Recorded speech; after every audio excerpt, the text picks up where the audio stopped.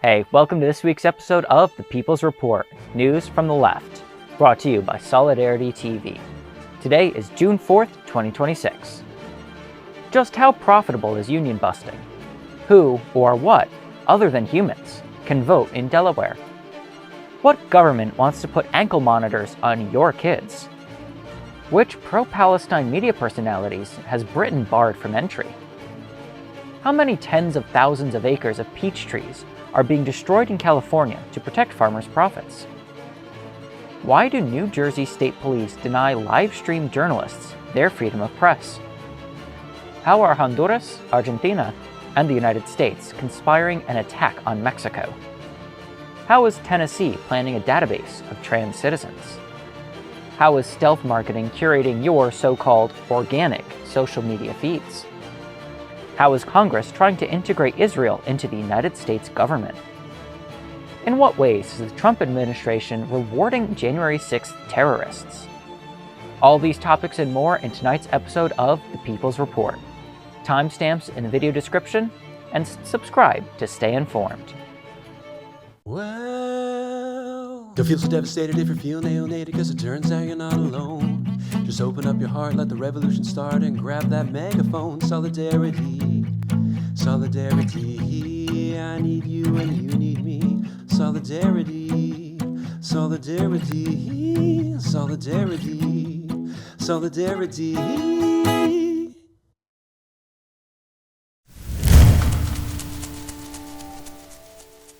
The real cost of union busting is much higher than you think.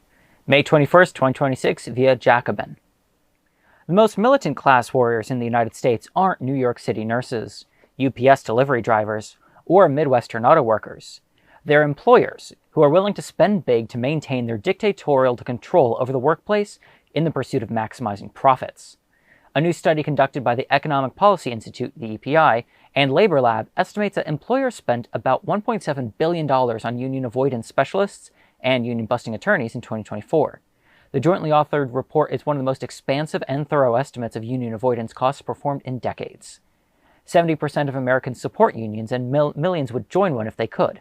The report shows how far employers are willing to go to keep the deck stacked against workers, said Bob Funk, founder and executive director of Labor Lab. Union busting is a profitable investment because it provides employers with a bulwark against both workers and public scrutiny. Despite taking a far more expansive look at the union busting industry, the report acknowledges that it understates what employers actually spend to suppress organizing.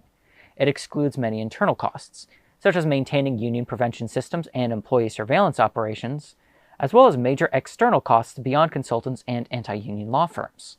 Extrapolating from BLS data, Labor Lab told Jacobin it estimates that employers spend roughly $8 billion annually on labor and employee relations specialists, and another $40 billion on human relations or HR managers. According to Labor Lab, at least half of spending on labor and employee relations specialists, and at least 10% of spending on HR management, should be understood as union avoidance spending. By that estimate, employers are spending at least $8 billion annually on internal anti-union infrastructure alone. A 2025 survey of HR professionals, senior executives, and in-house attorneys by notorious union-busting law firm Littler Mendelsohn acknowledges that nearly half of non-union employers have rolled out or expanded employee engagement programs, specifically to head off organizing. These initiatives, which range from internal surveys to structured listening campaigns, typically cost between 1% and 2% of total payroll.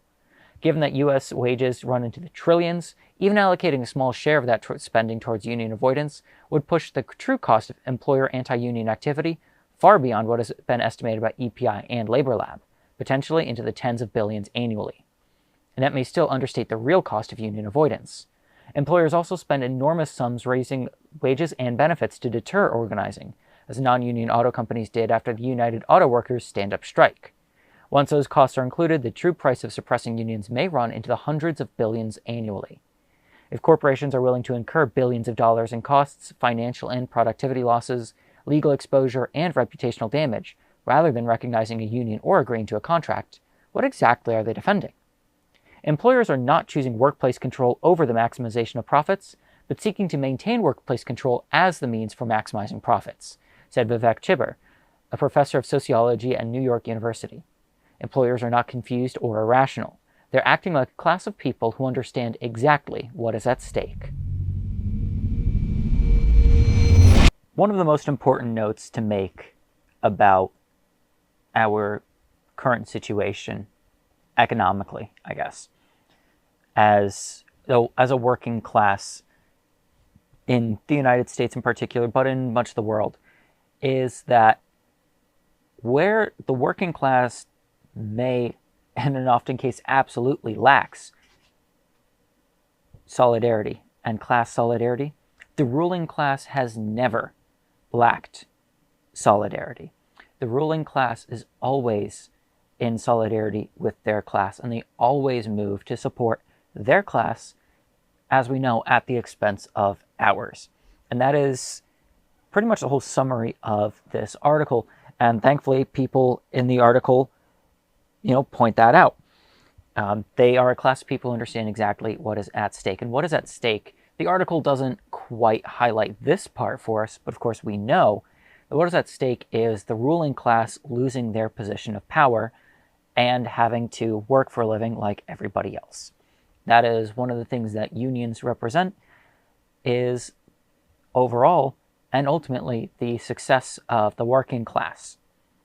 The unions are a step towards, or at least should be a step towards, in the United States it often is not, but should be a step towards working class power and working class seizing control of the means of production, and in general a broader working class and socialist system.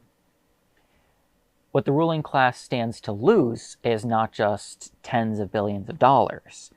What they stand to lose is power and control over the production of that money. And of course, they make that money by exploiting the workers, by taking our surplus value, by having us do the labor and then them keep the profits, keep the rewards.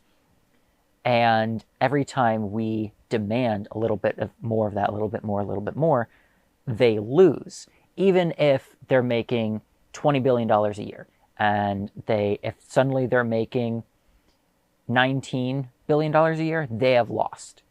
And they will never allow that to happen, which is why they spend so much on keeping us in control. Because, like the article points out, and I was very surprised by this, I was very surprised that the article points this out. In any case, I'm not surprised, of course, and you aren't surprised to hear this either. The ruling class makes their money by controlling us. And their control over the working class is not an expense, but the means to their wealth. And we as workers do need to band together and take what is ours, which is, of course, these super profits. Those tens of billions of dollars that they're spending on union-busting activity is not their money. It's our money that they stole from us in the first place and then spend to oppress us. It's one of the many ironies and many contradictions about living in the capitalist society in the West. And capitalist societies in general, but specifically for the West, is that all of the oppression of the West comes from the wealth that we create. Or in many other cases, the wealth that we create, it funds material oppression on other people, especially in the global South, to then completely steal way more from them than gets stolen from us.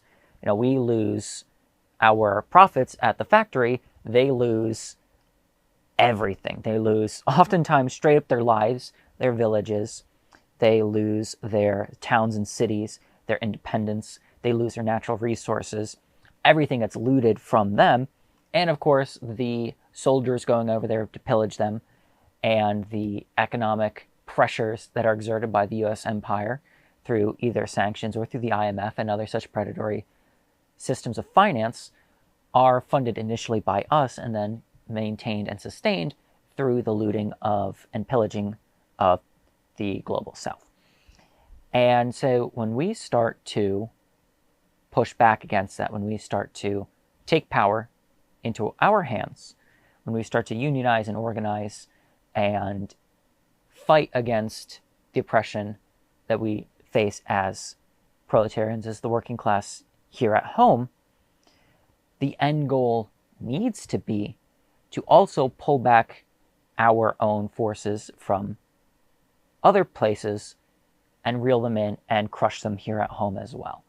Because unfortunately, what we have often become with our unions in particular is a labor aristocracy, where, yeah, we're workers and yeah, we're oppressed by capital, but we benefit and receive the benefits of imperialism and oppression of other people. We get to say, oh, well, you know, we blew up Iraq, but at least we get cheap gas prices, and that makes it worth it. Even if we don't openly say that, that is, of course, the prevailing attitude, that people in the global south, that other workers who are oppressed, not necessarily through union busting, although major corporations such as, right off the rip, Coca-Cola has been doing in Colombia, does occur. They have major union busting and anti-worker activities that come down to straight hitmen and gangster violence in ways that we often don't see exactly in the United States anymore.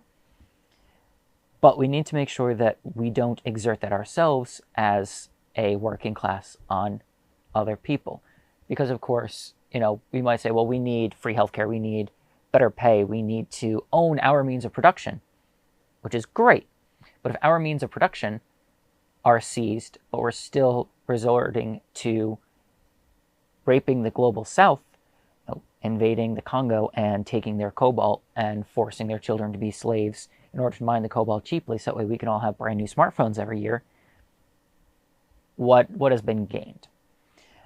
And so, but to circle back to the article, it's important for us to remember that our actions start as being a unified class, and that is unified along our working class lines, first and foremost.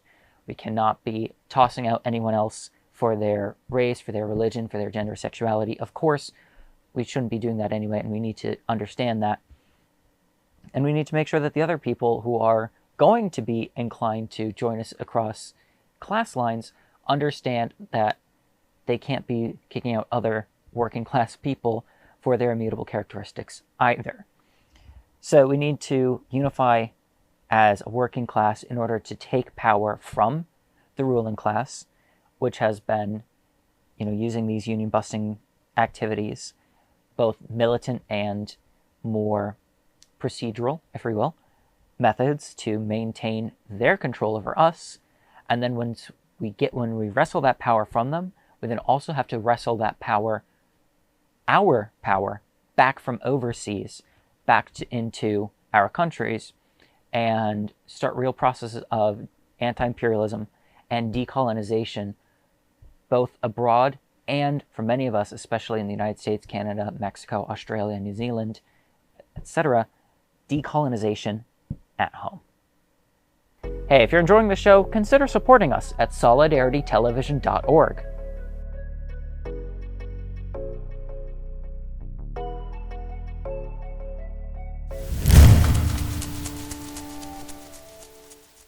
Delaware court upholds voting by companies in small towns election. May 26, 2026 via Reuters. A judge in Delaware, where many big U.S. companies are incorporated, ruled on Tuesday that a small town that allows corporations to vote in municipal elections was not violating the state's constitution. Delaware Superior Court Judge Craig Karsnitz said the beach town of Fenwick Island was not diluting human votes by allowing companies and other legal entities that own property to cast votes in municipal elections. The American Civil Liberties Union of Delaware sued the town, arguing it violated the Elections Clause of the state constitution. The group sought a court order blocking Fenwick Island from counting votes by non-human artificial entities in future elections. The group said entities make up about 12% of the registered voters in the town. A lawyer for the organization did not immediately respond to a request for comment. The town's mayor, Natalie Magdeburger, did not immediately respond to a request for comment either, but told Reuters in March that the city believes a property owner who pays taxes and is subject to our ordinances should have a say in who represents them on our town council. Non-resident voting in local elections has been permitted in Fenwick Island since it was incorporated in 1953, according to the court ruling. In 2008, Delaware's General Assembly amended the charter to allow non-resident voting by artificial entities, including corporations, partnerships, trusts, and limited liability companies, which must be chartered in Delaware. Several other towns in Delaware allow companies and other legal entities to vote in local elections if they own property in the municipality. Karsnitz ruled on Tuesday that the town's charter did not violate the state's constitution's elections clause, which says all elections should be free and equal. The judge said the clause had been understood by courts to mean free of fraud and noted that there were no allegations of racial or other kinds of discrimination. Karsnitz said he appreciated that the ACLU of Delaware might disagree with corporate voting. Visions of faceless large corporations or even HAL controlling a small town are frightening and the stuff of science fiction, he wrote, referring to the computer at the center of the film 2001: A Space Odyssey. However, plaintiff has not demonstrated that this policy violates the principle of one person, entity, or one vote. Delaware has far more corporations chartered in the state than residents, and despite recent movement by some companies to move their state of incorporation elsewhere, it remains the legal home to most publicly traded companies. We have a good handful of, frankly, obscene articles to discuss. This is the first among them.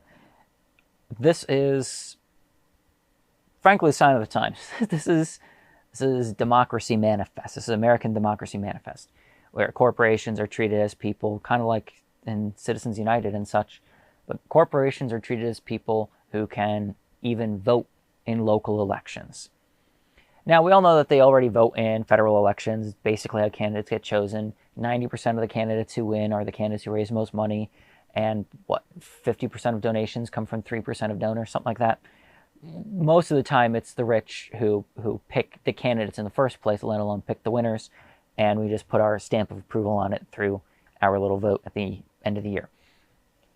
But having this go all the way down to literally voting in elections is bizarre. And I can believe that this has been allowed, and it's been allowed for so long, especially in Delaware, and it's no mistake that Joe Biden comes from Delaware. But it's also appalling to anyone of sense. And the explanation here that, a property owner who pays taxes and is subject to our ordinances should have a say who represents them on our town council. Why? Why should they have a say who levies taxes on property if they're not going to live and work there? How is that their business? Why is government being chosen by property instead of by people? This is exactly like there are no blue states, there are only blue cities kind of thing where, sorry man, property doesn't vote. Land doesn't vote. But apparently in Delaware, it does. And let's even just boil this down to something far more localized. Imagine you live in your city and you rent, and your landlord lives somewhere else, maybe even as far as out of state. They get to vote for your elections. They get to vote for your town council, your city council. They get to vote for your mayor. They get to vote for your police chief. They get to vote for your coroner. It's a very Pennsylvania thing to do, is vote for the coroner. And these are all vote for your tax collector, vote for your tax assessor, vote for your school board. Why should your landlord choose any of that for you? Your landlord obviously shouldn't exist. Your landlord's a parasite and should not be leeching off your need for housing. And that's a slightly different conversation. But your landlord's already leeching off you. Your landlord's already stealing your money.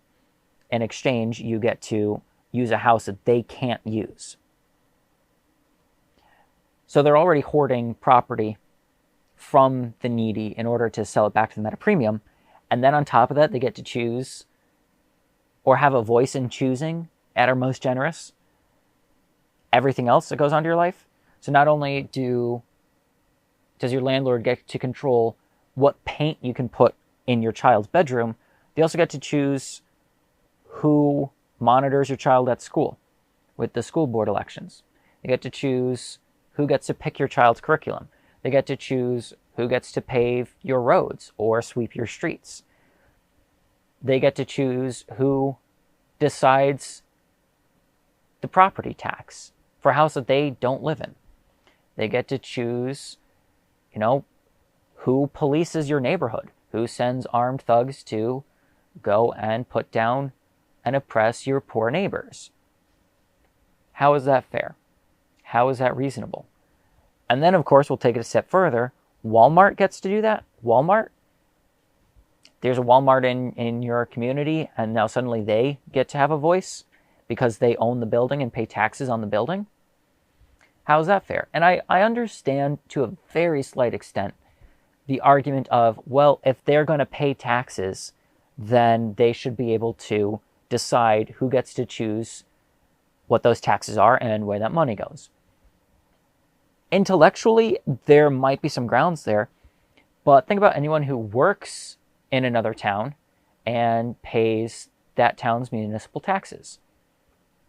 So what, if I live in my city but work in another city, I get to choose how that city runs? Where does it end? If I buy gas in the city in between, I'm paying their tax on that. Do I get a voice there? And then, of course, if you want to manipulate a city or even especially a small town and you're pretty wealthy, buy up a bunch of homes, rent them all out.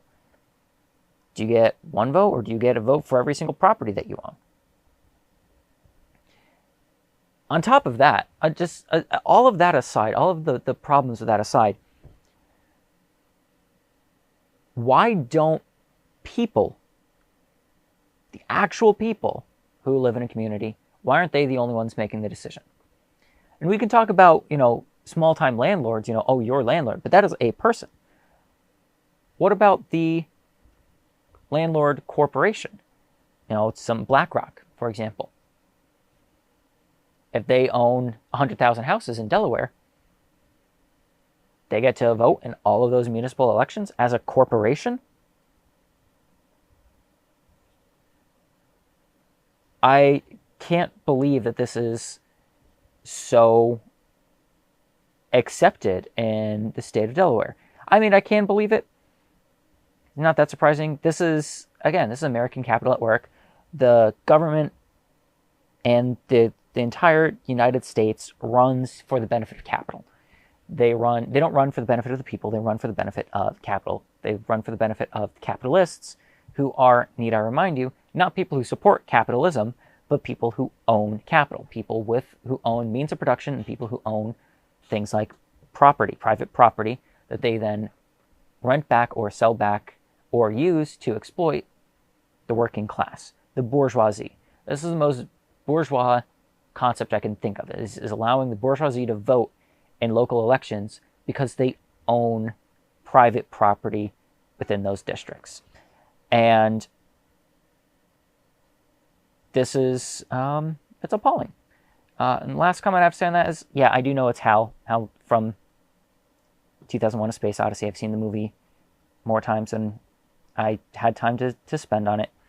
I just read it wrong because I thought it was going somewhere else. My mistake, but I do know that it's Hal, and I did know that when I read the teleprompter. Solidarity Television is an independent grassroots news organization. That means we rely exclusively on viewers like you. Support us at solidaritytelevision.org.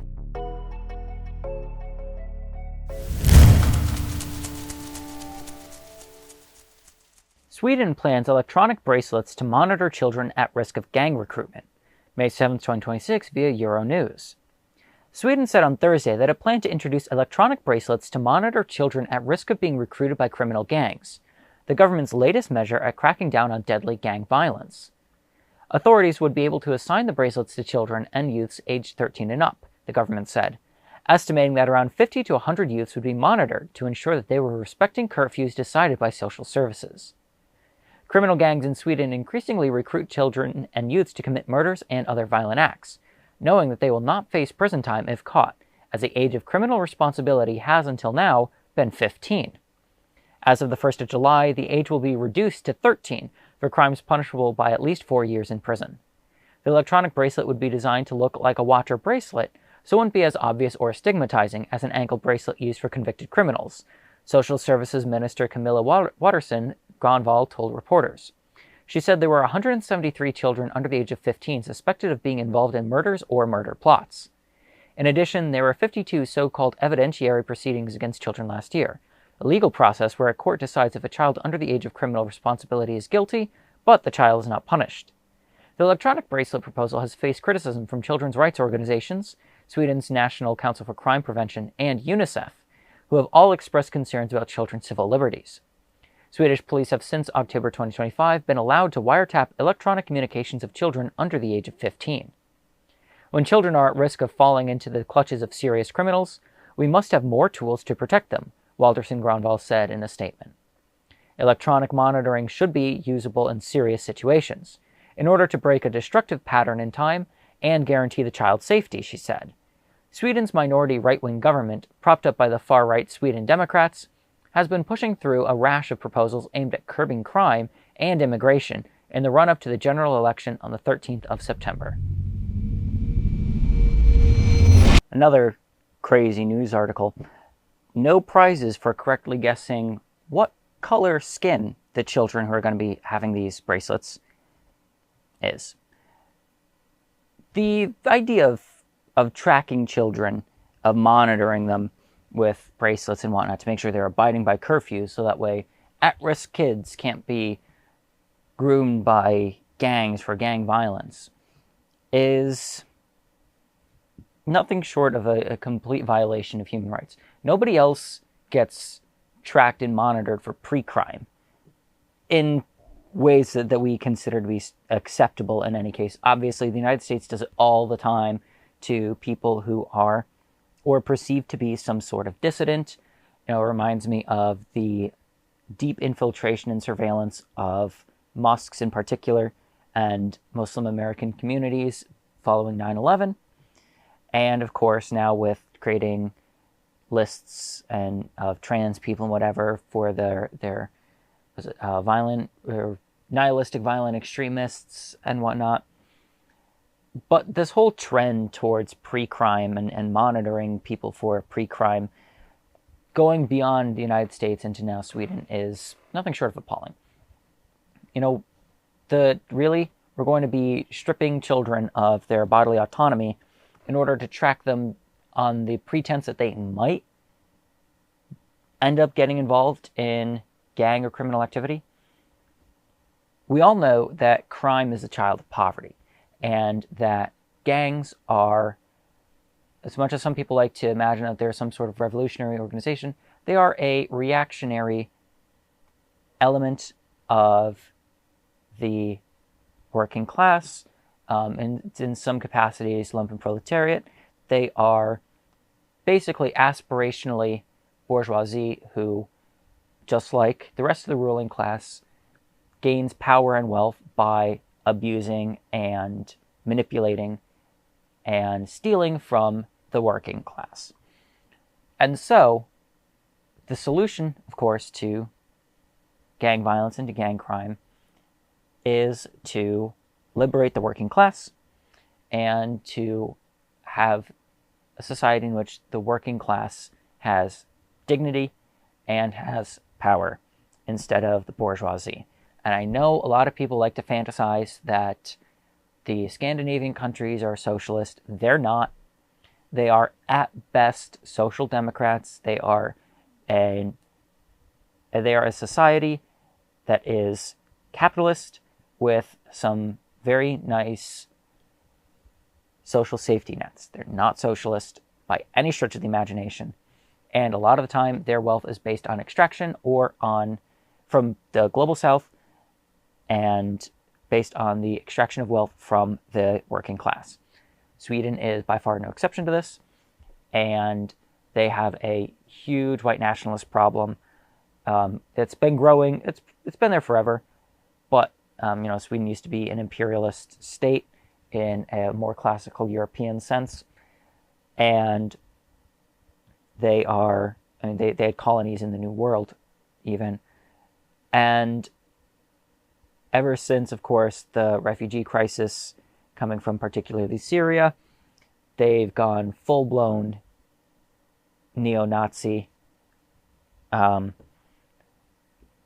so, again, like I said, no prizes for guessing what color children are going to be monitored. But we'll strip children of their bodily autonomy in order to fight crime, but we won't actually improve the material conditions for the impoverished people to eliminate the drive for and pull of organized crime. I like to see that make sense. The belief that children are effectively property of their parents, or in other cases of the state, is deeply insidious and should not be permitted whatsoever. We don't tolerate that kind of mindset for anybody else. When someone tries to argue that women should be property of their families, of their husbands, of their fathers, of their brothers, very few people, especially from the left, but very few people would accept that as being literally true.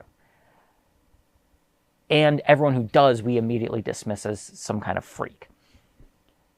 But when it's children, we're perfectly content to see them as property, as an extension of the parent, until they turn 18, as an arbitrary indicator that they are now an independent person and not property, and not a pet, not someone to boss around and kick around and to strap GPSs onto in order to make sure that they're in bed on time. Maybe the anarchists have a point with bedtime abolition when it comes to bullshit like this. I joke. The anarchists are friends. Monitoring children for curfew, whose responsibility that is? The parents. If my mom doesn't want me out past 9 p.m., she's not going to slap a GPS tracker on me. Although, with the smartphones in everyone's pockets now, a lot of parents do rely on that. I'm not going to comment on one parent's personal decision, and maybe that's right for your family or not. I am going to comment on the government strapping children with GPSs in order to make sure that they're in bed on time. This is absurd, it's totalitarian, it's fascistic, and again, it is an assault on the rights and dignity of children. They're already going to be trying to prosecute children at the age of 13 as criminal adults. And, maybe I can understand that in these circumstances in which, they're claiming that, children are going around committing murders because they know they'll get away with it. Not all that invested into Swedish politics. I have to imagine that's not quite as true as the article seems to believe it is. That if a child commits a murder before they turn 15, that's it. They just get away with it. But the solution is, of course, equitable social reform. And honestly, equitable social revolution. And a change, an economic, material change to the conditions that poor people, that the proletariat, that the lumpen proletariat exist in. So that way, pursuing the gang life, if you will, is less appealing and has less influence over them. That's the solution, not tracking and monitoring these children who are allegedly at risk for being exploited by criminal gangs. It's embarrassing. And, the next step is, of course, doing the same thing to adults. Because if they can get away with it with kids, no one complaining, they'll keep pushing the envelope. Did you know the People's Report is produced for video and audio platforms? Stay informed by subscribing to us on YouTube or anywhere you listen to podcasts.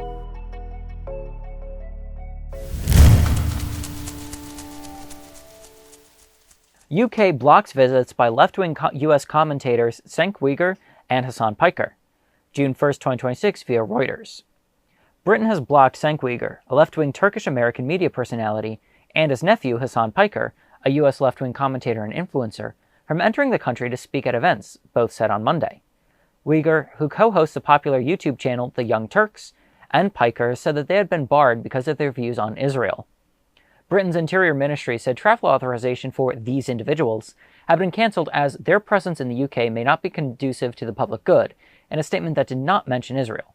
In recent weeks, Uygur said on Twitter that Israel was following Nazi logic over its attacks on Lebanon, and said supporting Jerusalem was like being on the side of terrorists, while Piker has said Hamas was 1,000 times better than Israel, and he would vote for Hamas over Israel. In a 2019 video stream, Piker said America deserved 9/11, a remark he subsequently said was inappropriate. He also described allegations Hamas carried out sexual violence during the October 7, 2023 attacks on Israel as rape fantasies during a live stream video in May 2024. Both had been listed to speak at the South by Southwest London Festival later this week and at the University of Oxford this weekend. "I've been barred for criticizing Israel. Are we free anymore?" Uygur posted, after he said he had tried to board a flight. Piker said the UK has revoked my visa as well, all at the behest of Israel. Piker had been due to speak at South by Southwest about how the American left learned to speak the internet. Uygur's session was titled "Techno-Feudalism is Here. Who are the Lords?" There is no mention of Israel in their sections on the website for South by Southwest London, which describes itself as a festival of business, technology, and creativity. Over the last year, U.S. President Donald Trump and Vice President J.D. Vance have raised concerns about what they say are infringements on free speech in Britain. In May, the British government barred 11 people from entering the country, whom it described as foreign far-right agitators.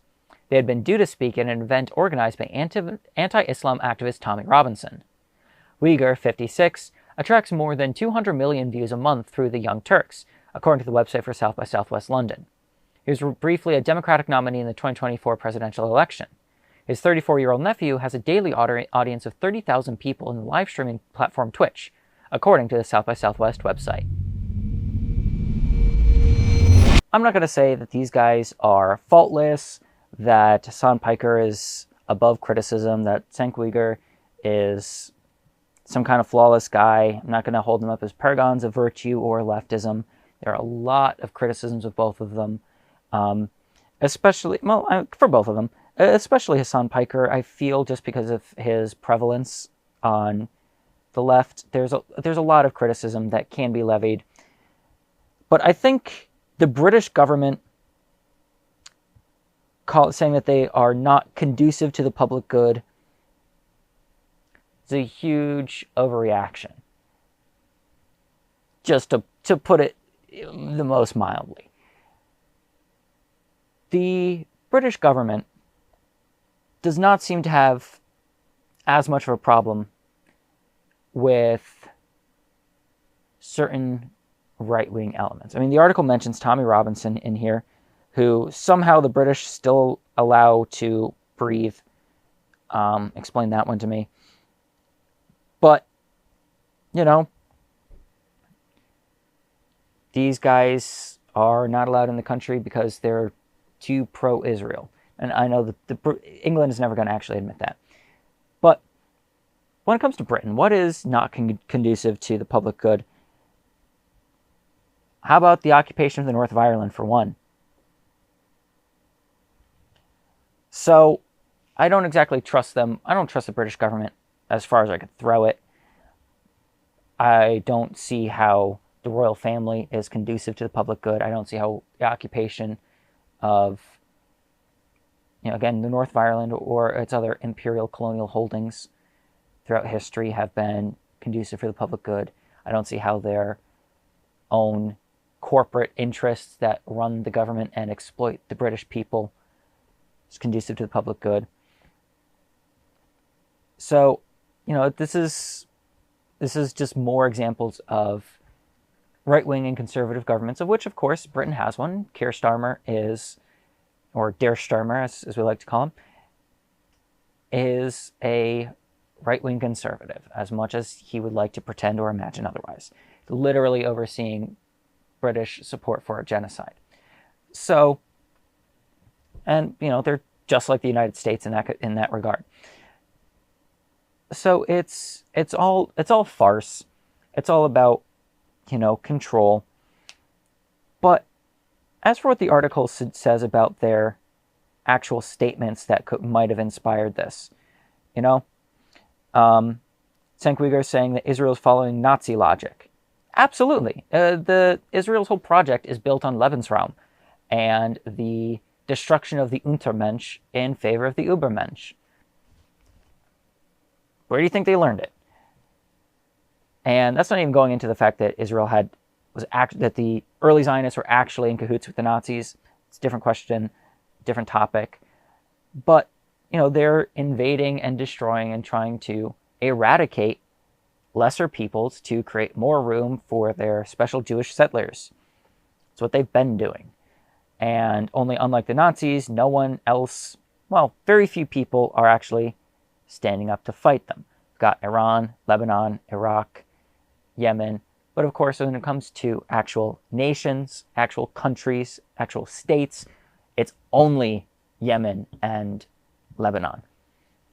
So, not exactly, the huge coalition that we saw in the 1940s, unfortunately. Maybe it's one day. Saying America deserved 9/11, provocative. I think it's hard to argue against it. Deserved in a sense that, they had it coming. It was expected. It's product, as Brother Malcolm said, chicken's coming home to roost. Absolutely. Inarguable. Deserved it as in, it's good that it happened. Completely different question. I think we can all agree, no.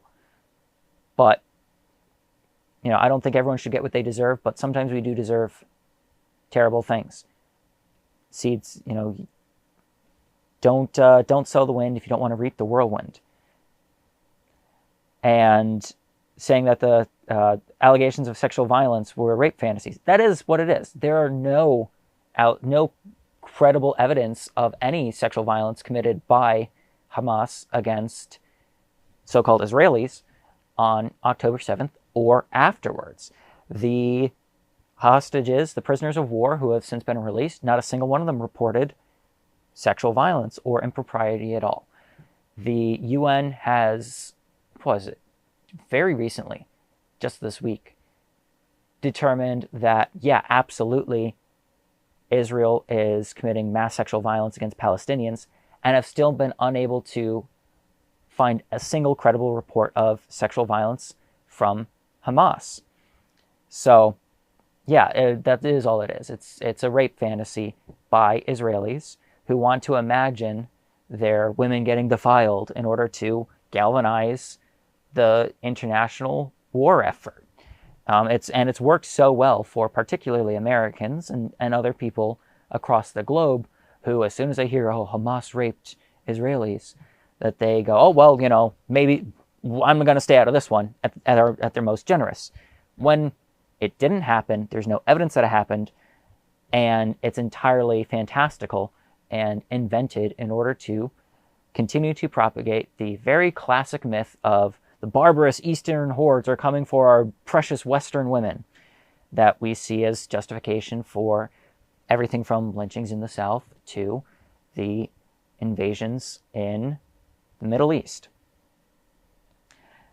And, so it's also very funny that the U.S. government is complaining about freedom of speech in the UK. First of all, it's not your fucking business. It isn't. Whatever J.D. Vance or Donald Trump think about Britain, it's not really relevant. They're all entitled to their own personal opinions, but Britain's its own country. Too many countries, if you ask me. It's not your business. And, of course, they only raise concerns about this when it's right-wingers who are getting silenced. As soon as someone comes in with criticism of the right and get, silenced, that's the end. But, these guys are still very prevalent. I mean, I grew up watching the Young Turks as a news program. Probably everyone who would watch this video is probably familiar with Hasan Piker and the Young Turks. Very, very prevalent. Watch them at home in Britain on the TV, or on YouTube or whatever. But it's just another step by the Western imperial order to maintain control of public narrative, punish people who don't fall in line with imperialist goals, and are picking targets that are big enough to hit and have people care to send a message, and I guess that's it. Again, all of these guys are complaints about all of them, but no complaint about Hasan, Piker, or Cenk Uygur that comes from the British government is worth listening to. If you like the People's Report, check out our other shows at solidaritytv.org.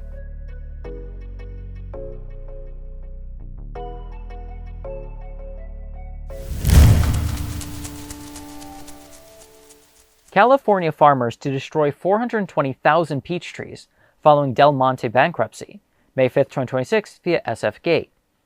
Central California farmers are expected to gain up to $9 million in federal aid to help remove 420,000 clingstone peach trees following the closure of Del Monte Foods canneries earlier this year. Del Monte permanently closed its Modesto and Houston canneries in April after filing for Chapter 11 bankruptcy last July. The factory closures left hundreds of workers without a job, while also leaving farmers in dire straits as they navigated what to do with their crops. In March, the Sacramento Bee reported that many Central California farmers had their 20-year contracts to grow peaches with Del Monte canceled, while facing a $550 million loss in revenue. The impacts pushed a delegation of California lawmakers to ask the U.S. Department of Agriculture to provide financial support to the fruit growers. Last week, California Senator Adam Schiff and Representatives Mike Thompson and David Valadao announced in a news release that the USDA had approved their request to pay California farmers to remove around 3,000 acres of clingstone peach trees before the harvest season. According to the new release, removing 50,000 tons of peaches from production could help growers save about $30 million in losses. For generations, Central Valley family farms have relied on Del Monte Modesto's facility to process their peaches, and its sudden closure left growers with thousands of pounds of fruit and no clear path forward, Valadao said in the news release. Schiff, Thompson, and Valadao, in addition to 39 other members of Congress, sent a letter to Agriculture Secretary Brooke Rollins in March, saying that many of the affected California farmers are multi-generational family farmers who have invested in their orchards for decades. They argued that it was necessary to aid these farmers or risk long-term structural damage to our nation's agricultural base. When a processing facility closes and 55,000 acres of fruit suddenly have nowhere to go, that's not something a family farm can just absorb, Thompson said in the news release. This funding is a critical step in ensuring these important multi-generational businesses can stay afloat. Lodi-based Pacific Coast Producers purchased Del Monte's canned fruit business earlier this year, following a court approval to sell all its assets. Pacific Coast Producers offered contracts to farmers to buy 24,000 tons of peaches, but about 50,000 tons will go unused, according to the Sacramento Bee. The works of the roots of the vines of the trees must be destroyed to keep up the price, and this is the saddest, bitterest thing of all. Carloads of oranges dumped on the ground. The people came for miles to take the fruit, but this could not be. How would they buy oranges at 20 cents a dozen if they could drive out and pick them up? And men with hoses squirt kerosene on the oranges, and they are angry at the crime, angry at the people who have come to take the fruit.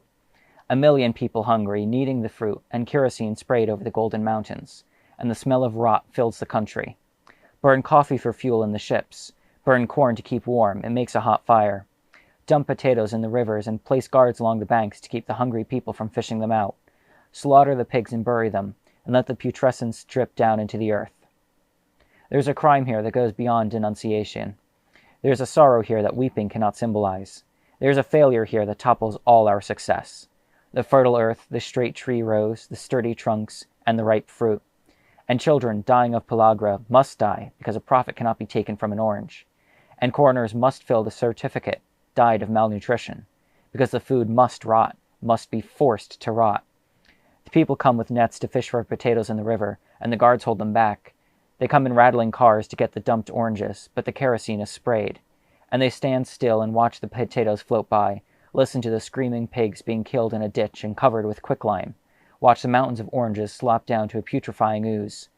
And in the eyes of the people there is the failure, and in the eyes of the hungry there is a growing wrath. In the souls of the people the grapes of wrath are filling and growing heavy for the vintage. It's John Steinbeck in The Grapes of Wrath. Well, John Steinbeck's work, The Grapes of Wrath, and perhaps the most iconic passage from it. On one hand, this money, this bailout, if you will, is being used to help these farmers pivot from these peaches to other crops. And so one could argue, maybe even correctly, that this is a good use of resources, that if the peaches cannot be distributed, then not only do the farmers stand to lose their ability to harvest a new crop next year without the intervention of the U.S. government, but it's also could be too late by that time for the farmers, and we might have then next year with no produce. But it's very difficult to imagine these, 50,000 acres? It was 50,000 acres? 50,000 tons, 50,000 tons of peaches going unused because they can't make a profit off its sale because the corporation that had contracts for these peaches went out of business.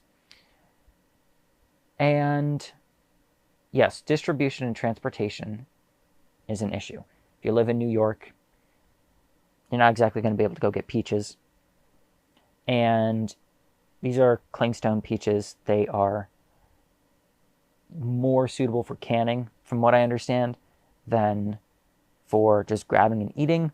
Why, I don't know. I'm not a big peach guy, I guess. But this is 50,000 tons of food that is going to be destroyed in the pursuit of farmers' profits. And of course, what's really interesting about framing it as farmers and helping farmers is that we're not talking about people who go and pick the fruit. We're not talking about people who maintain the orchards. Those are oftentimes migrant workers and many times illegal, so-called illegal immigrants who come to do the work. The farmers are the bourgeoisie. And oftentimes when these articles talk about the farmers and these farming families, they don't mean that there's a dad who wakes up at 4 a.m. to go tend to the peaches and raises and gets all his kids up at 5 to go milk the cows or whatever. We're talking about a person who owns property and then has employees go and do all the work for them. So these farming families are not families of small-time farmers. They are bourgeois families that are landowners. They are maybe not too dissimilar from some kind of medieval lord. And so in order to protect their investment, in order to protect their continued profits, we're helping to destroy food crop rather than finding another way to get it to the public for this harvest. And again, they've found another contract for 24,000 tons of peaches. Not going to be able to find any for the extra 50,000, so they are being destroyed. And in a country like America that does have an abundant poverty issue, and that does have a big food insecurity issue, and that does often have communities that are impoverished having low access to fresh produce, there is little that this can be described as other than a failure. And it is a failure of our system to provide for the people, and instead focusing on providing for the bourgeoisie, which we can comfortably say don't really count as people. And it's frustrating and it's tragic.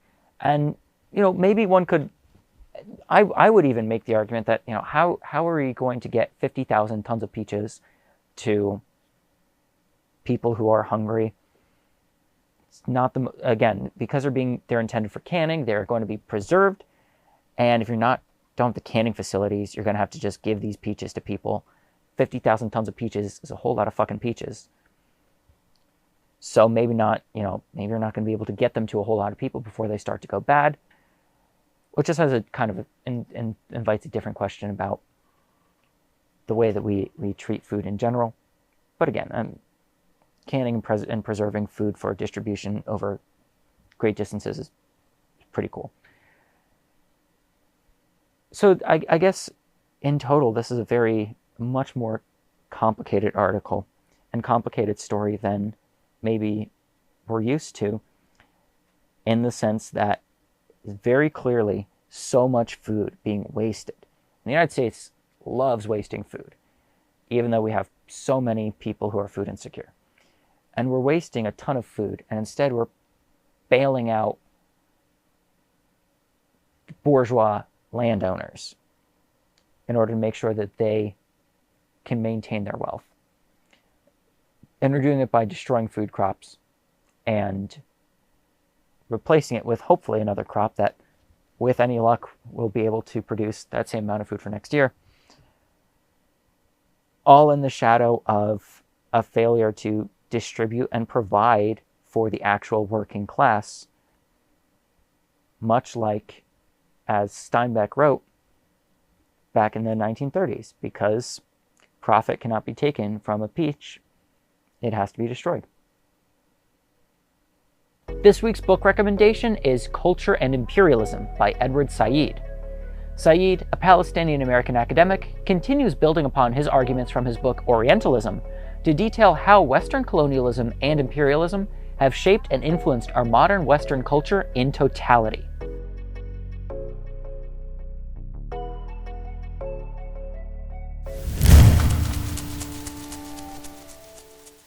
Police want to decide which journalists can cover the Delaney Hall protests. That's not their job. June 3, 2026, via The Guardian. The line of New Jersey State Police blocked every exit on the street. Clear plastic riot shields covered helmet to knee. A few dozen people were stuck inside their formation, known as a kettle. Some were protesters defying a curfew order, which was intended to quell demonstrations at a nearby ICE detention facility. But most appeared to be journalists who were just there to do their job. A helmet peeked over the shields, which parted to let him through. "Listen up," he barked. "If you're a press, you've got the opportunity right now, and that's it, to leave. If you don't leave out here in an orderly fashion, you're coming with us." Media workers had descended on Delaney Hall to document an ongoing hunger strike by ICE detainees over dangerous conditions inside. As protests swelled in surrounding streets, law enforcement's response contributed to dangerous conditions outside. In 1 week, the U.S. Press Freedom Tracker documented 30 assaults by officers and journalists near the facility. ICE doused several photographers with pepper spray and beat them with batons. Newsrooms around the country face a difficult calculation whenever police threaten arrests at demonstrations. Editors want the story, but they also want their reporters to make it home safely. Increasingly, the public learns what happens at protests through independent live streamers. While rarely employed by major outlets, some sell footage to the world's largest news organizations. Whether they work for a television network or stream on TikTok, they are engaged in journalism. On paper, both laws and courts tend to respect that press are exempt from curfews and dispersal orders. They recognize that media require sight and sound access to do their job. But on the street, constitutional protections for those live streamers can boil down to an officer's snap decision. New Jersey State Police quickly released most of the press and ordered them about 100 feet away. They posed no risk of obstruction from that distance, yet Newark police stepped in and ordered them even further down the road. Journalists objected, realizing that they would again be denied sight and sound access. An officer grabbed his radio to report that press wouldn't go any further. A voice crackled back over a speaker. "If they refuse to move, push them back yourselves." Back in the kettle, at least 3 journalists were stranded. Each would spend a full day in custody while lawyers were denied access to see them. One of the arrested journalists was injured and taken to a hospital. There he saw 2 arrested protesters being treated. Without press cameras rolling, it wasn't immediately clear how or if they were hurt while being detained. Before being handcuffed, the other remaining journalist had worn a blue vest emblazoned with the word press. An ID from his company dangled around his neck. Like the injured journalist, he was a member of the National Press Photographers Association. Officers on the scene told him that his credentials were not verified. Nationwide, it's unusual for police departments to issue press passes. Of the few that once offered them, most have long since abandoned that practice. Not that it was ever a good idea for police to pick who gets to cover the police. The point of press rights isn't simply to protect a chosen class of people. It's to protect the act of informing the public. If an officer can point at them and say that they are not press, the First Amendment ceases to have meaning. Among the journalists who were abused, pepperballed, tear-gassed, and pushed around by state and local and federal police at Delaney Hall are correspondents from Solidarity TV. Hopefully we'll have that video out for you very quickly, where you can see more about what was going on directly at Delaney Hall over this past weekend.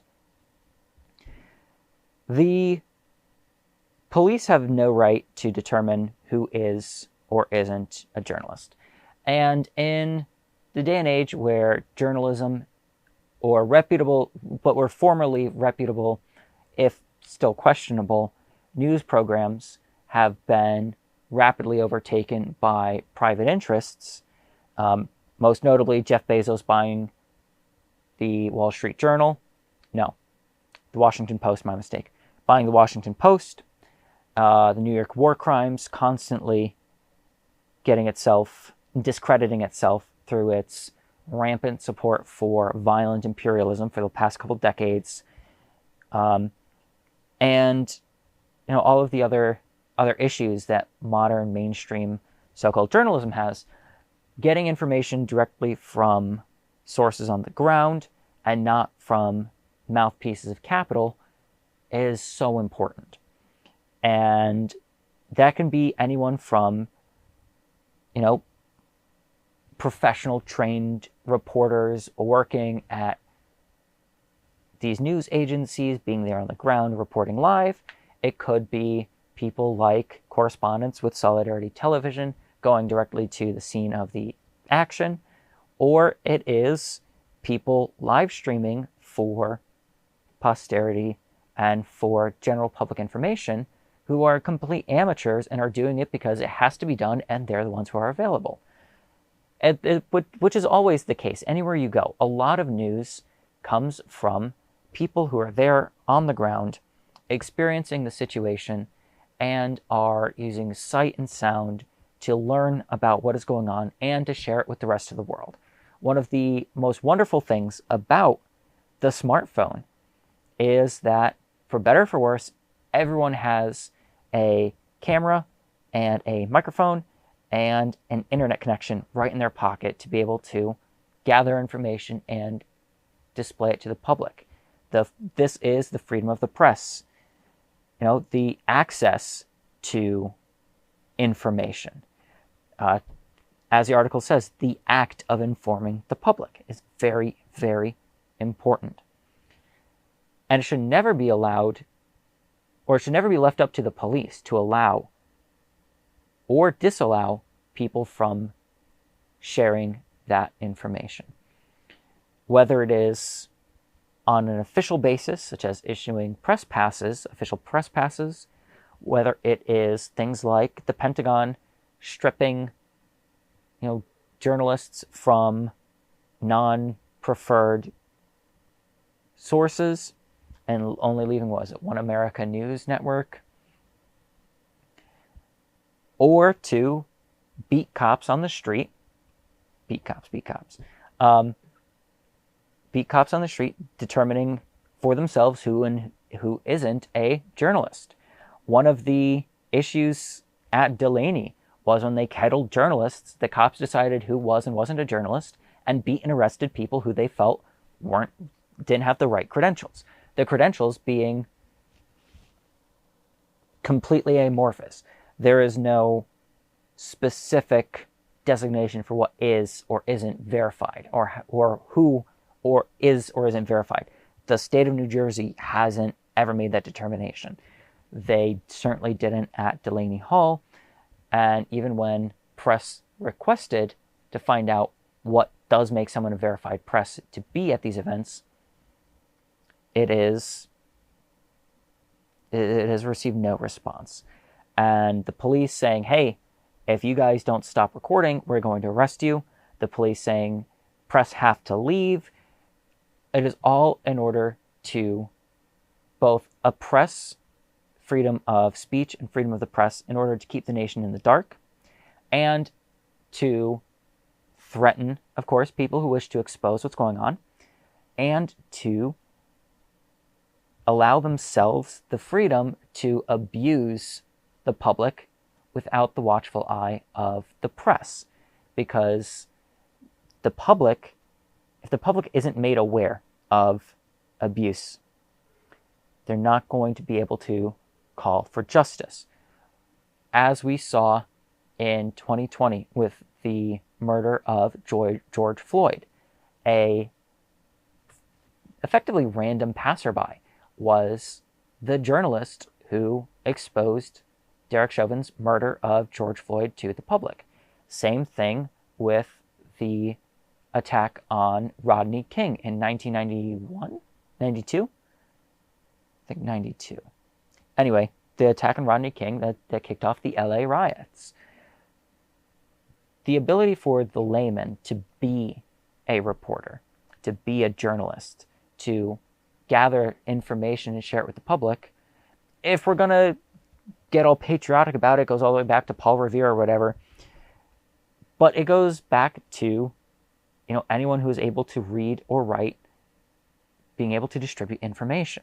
And it's very important for the reasons that we saw, to find and get justice for people who are being abused by the state's monopoly on violence. And when the violence is brought to bear on the people without it being recorded, it's easier for the state to get away with it. And that is why they oppress and repress journalism at places like Delaney Hall, where they are abusing prisoners who are being caught up for the crime of being the wrong ethnic group in the United States. And, the reason why the protests are taking place is that the abuses taking place at the Delaney Hall ICE detention center are being covered up and not even being open to investigation. As we know, the investigative bodies that even ICE themselves have are being shuttered, and they're not letting people in to investigate what is actually going on in the center. And now they are trying to block the general public from learning about what they're doing to the protesters and at the facility in general. So, your job is to, when you're on the streets here, is to be a good observer. And admittedly, part of that also means knowing when you need to stop being an observer and start being an active participant. We have, in some cases, way too many observers in some places. So, just keep that in mind next time you're involved in something, that you know when you have to be an observer and when you have to be a participant. But we need to, I don't know, it's trivial to say we need to hold police accountable, because they're never going to be held accountable. There's no holding the police accountable. Jersey, for those of you who might not know, Jersey is a so-called blue state. It's run by Democrats, and it's a state police and the local police in a blue city, in a blue state, brutalizing people on behalf of the ostensibly Republican crackdown on Hispanic and Latina people in the United States. So, holding police accountable, only we can do that as a general public, as members of the working class. We're the only ones who can actually make that happen. The wheels of justice will not move on behalf of the people. They must be moved by the people instead. Hey comrades, let's remember the words of Chairman Mao: civilize the mind and make savage the body. In addition to eating right, if it makes sense for you, consider taking your bike out for a spin a few times this week. If you don't have a bike, go for a walk instead. You can often find bicycles at affordable prices at local yard sales too.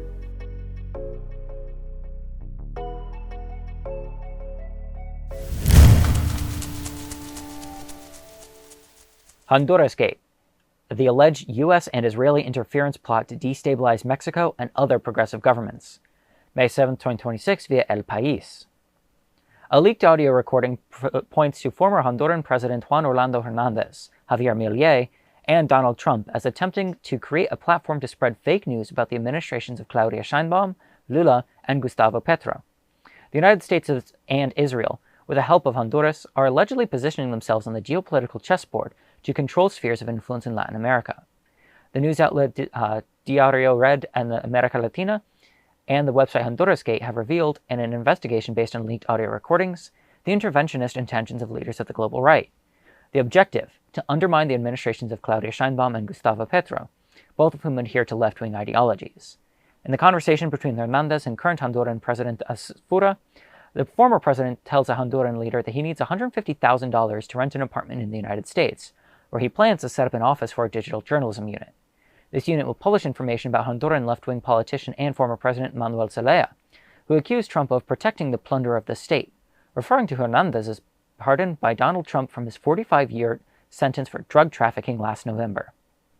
On the same topic, in another alleged communication between the former Honduran president and the current vice president, Hernandez emphasizes the importance of having that liquidity, with the support of some Republicans, in order to attack and eradicate the cancer of the left in Honduras and throughout Latin America.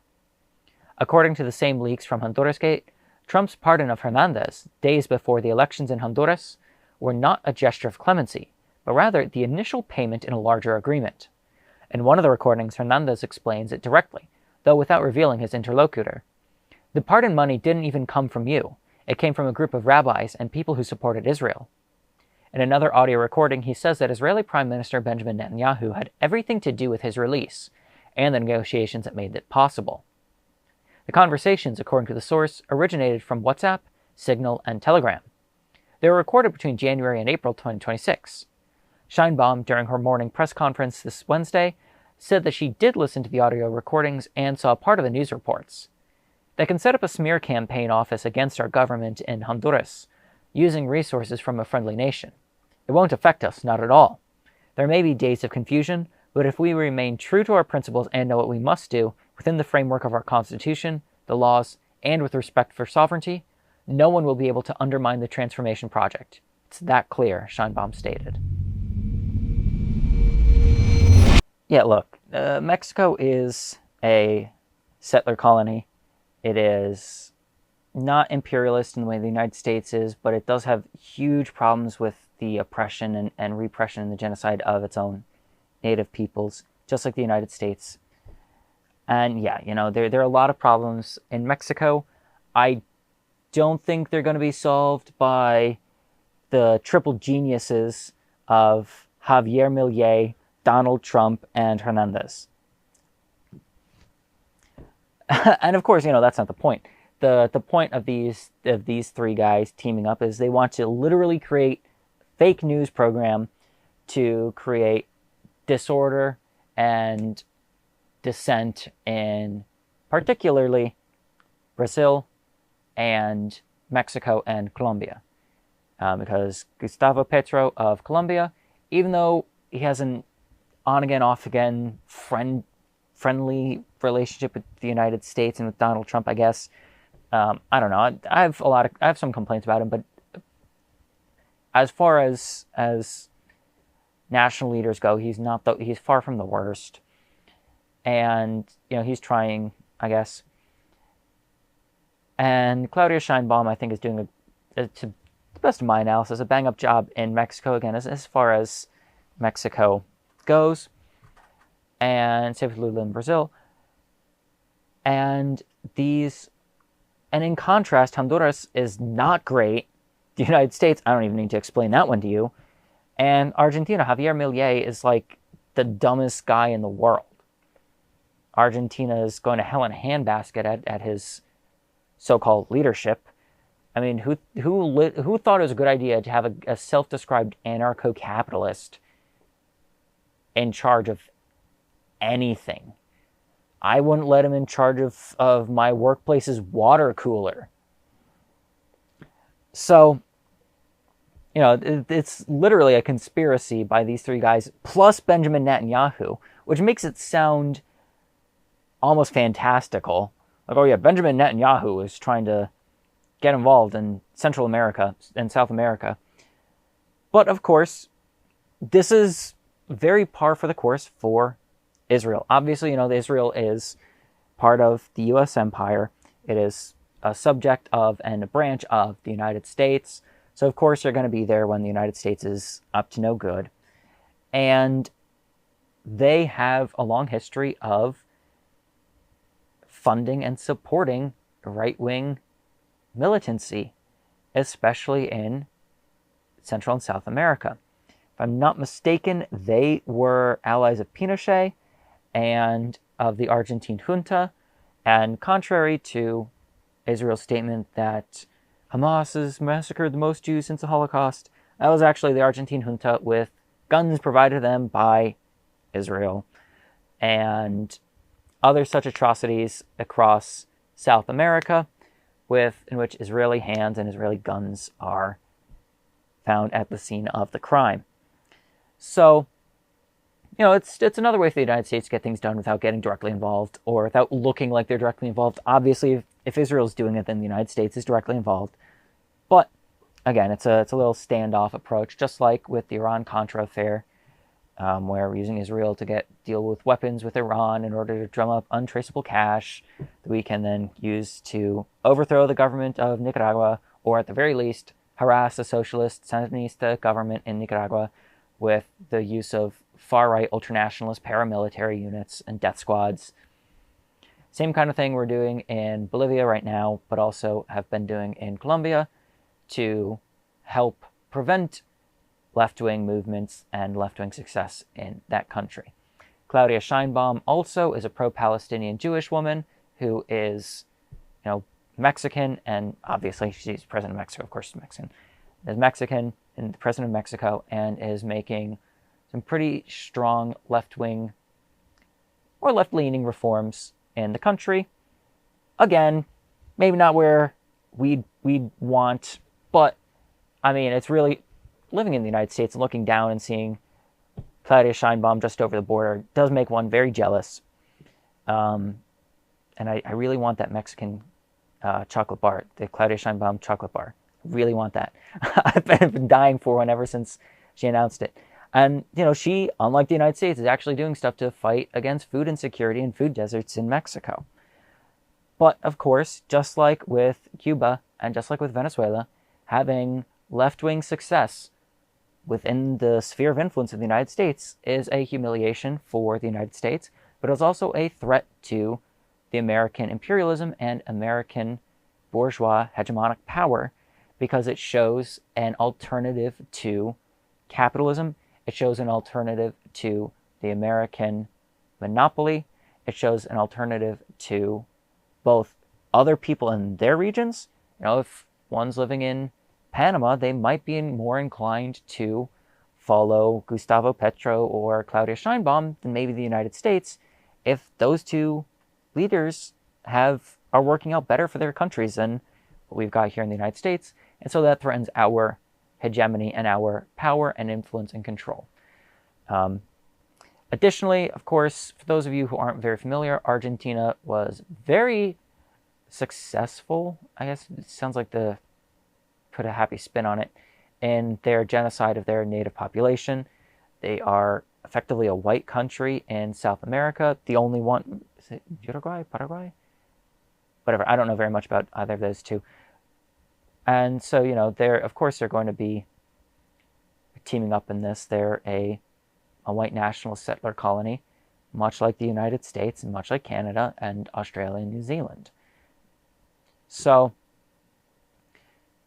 and on top of that, the Honduras, the former president who was imprisoned or sentenced to 45 years in a U.S. prison for drug trafficking, and the same way that Maduro was falsely accused of, and Gustavo Petro is falsely accused of by the United States, except this guy's our friend because he was actually smuggling drugs, and he's a right-wing kook who is conspiring with the Honduras government, which of course the United States controls, in order to help destroy and destabilize successful left-wing or left-leaning movements in Central and South America at the behest of the United States, and of course paid for by the United States, but through the U.S. proxy Israel. It would mean a lot if you join our Patreon at solidaritytelevision.org.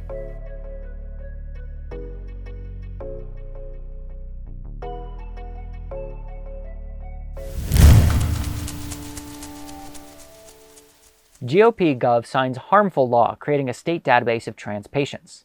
May 8, 2026 via LGBTQ Nation. Tennessee Governor Bill Lee, the Republican, signed House Bill 754 and State Bill 676 into law on Thursday. It requires all healthcare providers who receive state funding to provide information about their trans patients to the state for a publicly available database. While the individual patients won't be identified by name, LGBTQ+ and privacy advocates worry that the database, which will be available through the Tennessee Department of Health website, will make it easy to target gender-affirming doctors and identify members of the state's small trans population. The law requires gender-affirming care providers to report on any patients who received a transition procedure, the exact care they received, whether medication or surgery, their biological sex they were assigned at birth, their age, county of residence, their doctor's name and contact information, as well as any information on neurological, behavioral, or mental health conditions that they've been diagnosed with in the past, Huffington Post reported. Healthcare providers who do not provide this information could have their medical licenses suspended for at least 6 months. Their employers could be fined up to $150,000, and they would be subject to investigation by State Attorney General Jonathan Skrmetti. The law also requires trans people seeking insurance coverage for gender-affirming care to also purchase coverage for detransition care, even though only an estimated 3% of trans people ever detransition. This requirement will likely increase healthcare costs for trans Tennesseans, making it more inaccessible.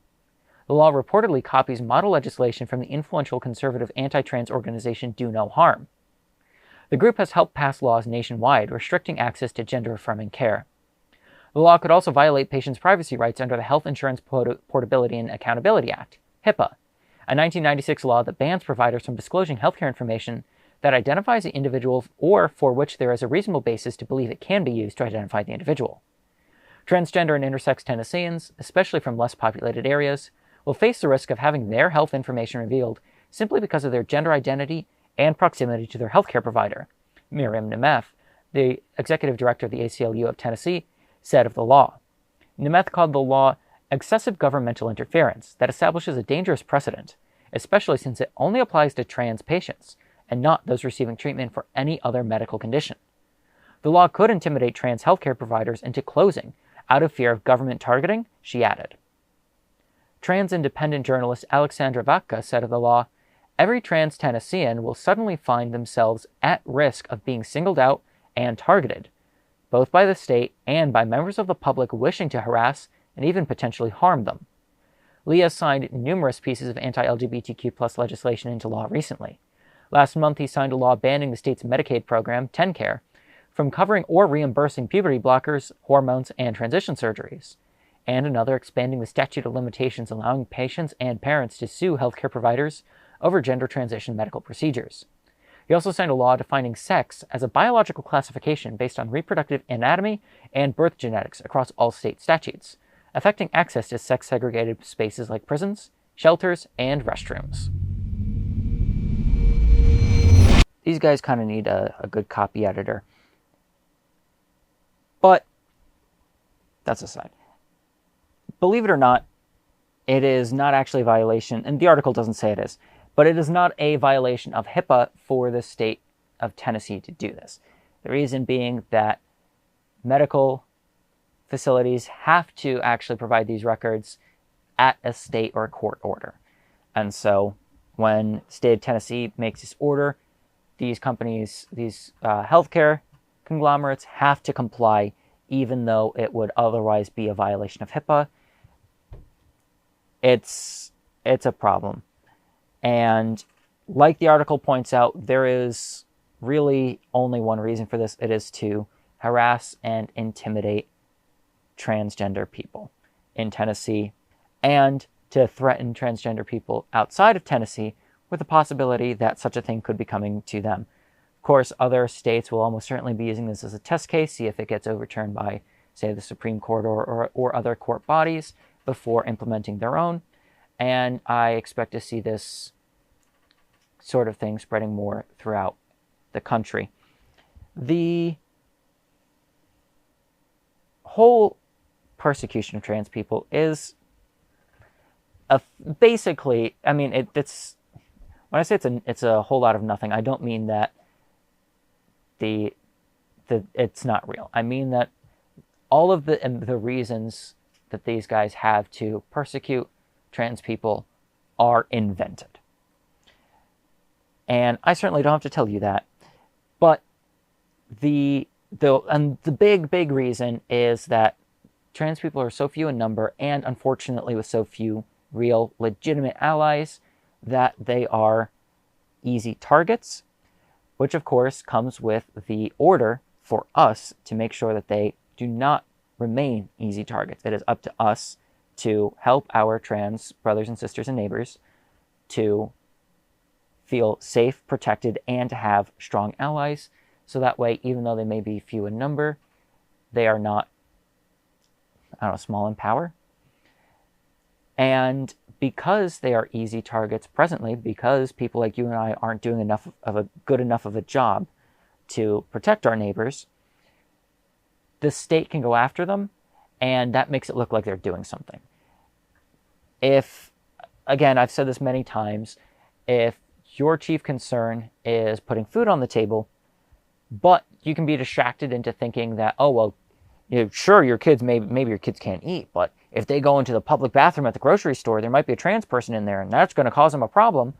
And then the state says, well, we're going to stop that by taking care of the trans people. Well, they just solved a problem that they invented, but it makes them look like they did something. So it makes people feel safe and protected. It makes certain people, of course, feel safe and protected, and it makes them feel like they can trust the government, especially the Republicans, but also the Democrats, who have been increasingly hostile to LGBTQ plus people, especially trans people, who are repeatedly thrown under the bus by Democrat and even left-wing or other progressive persons and media or political personalities, which is beyond distressing and upsetting. So, so this is why they do it.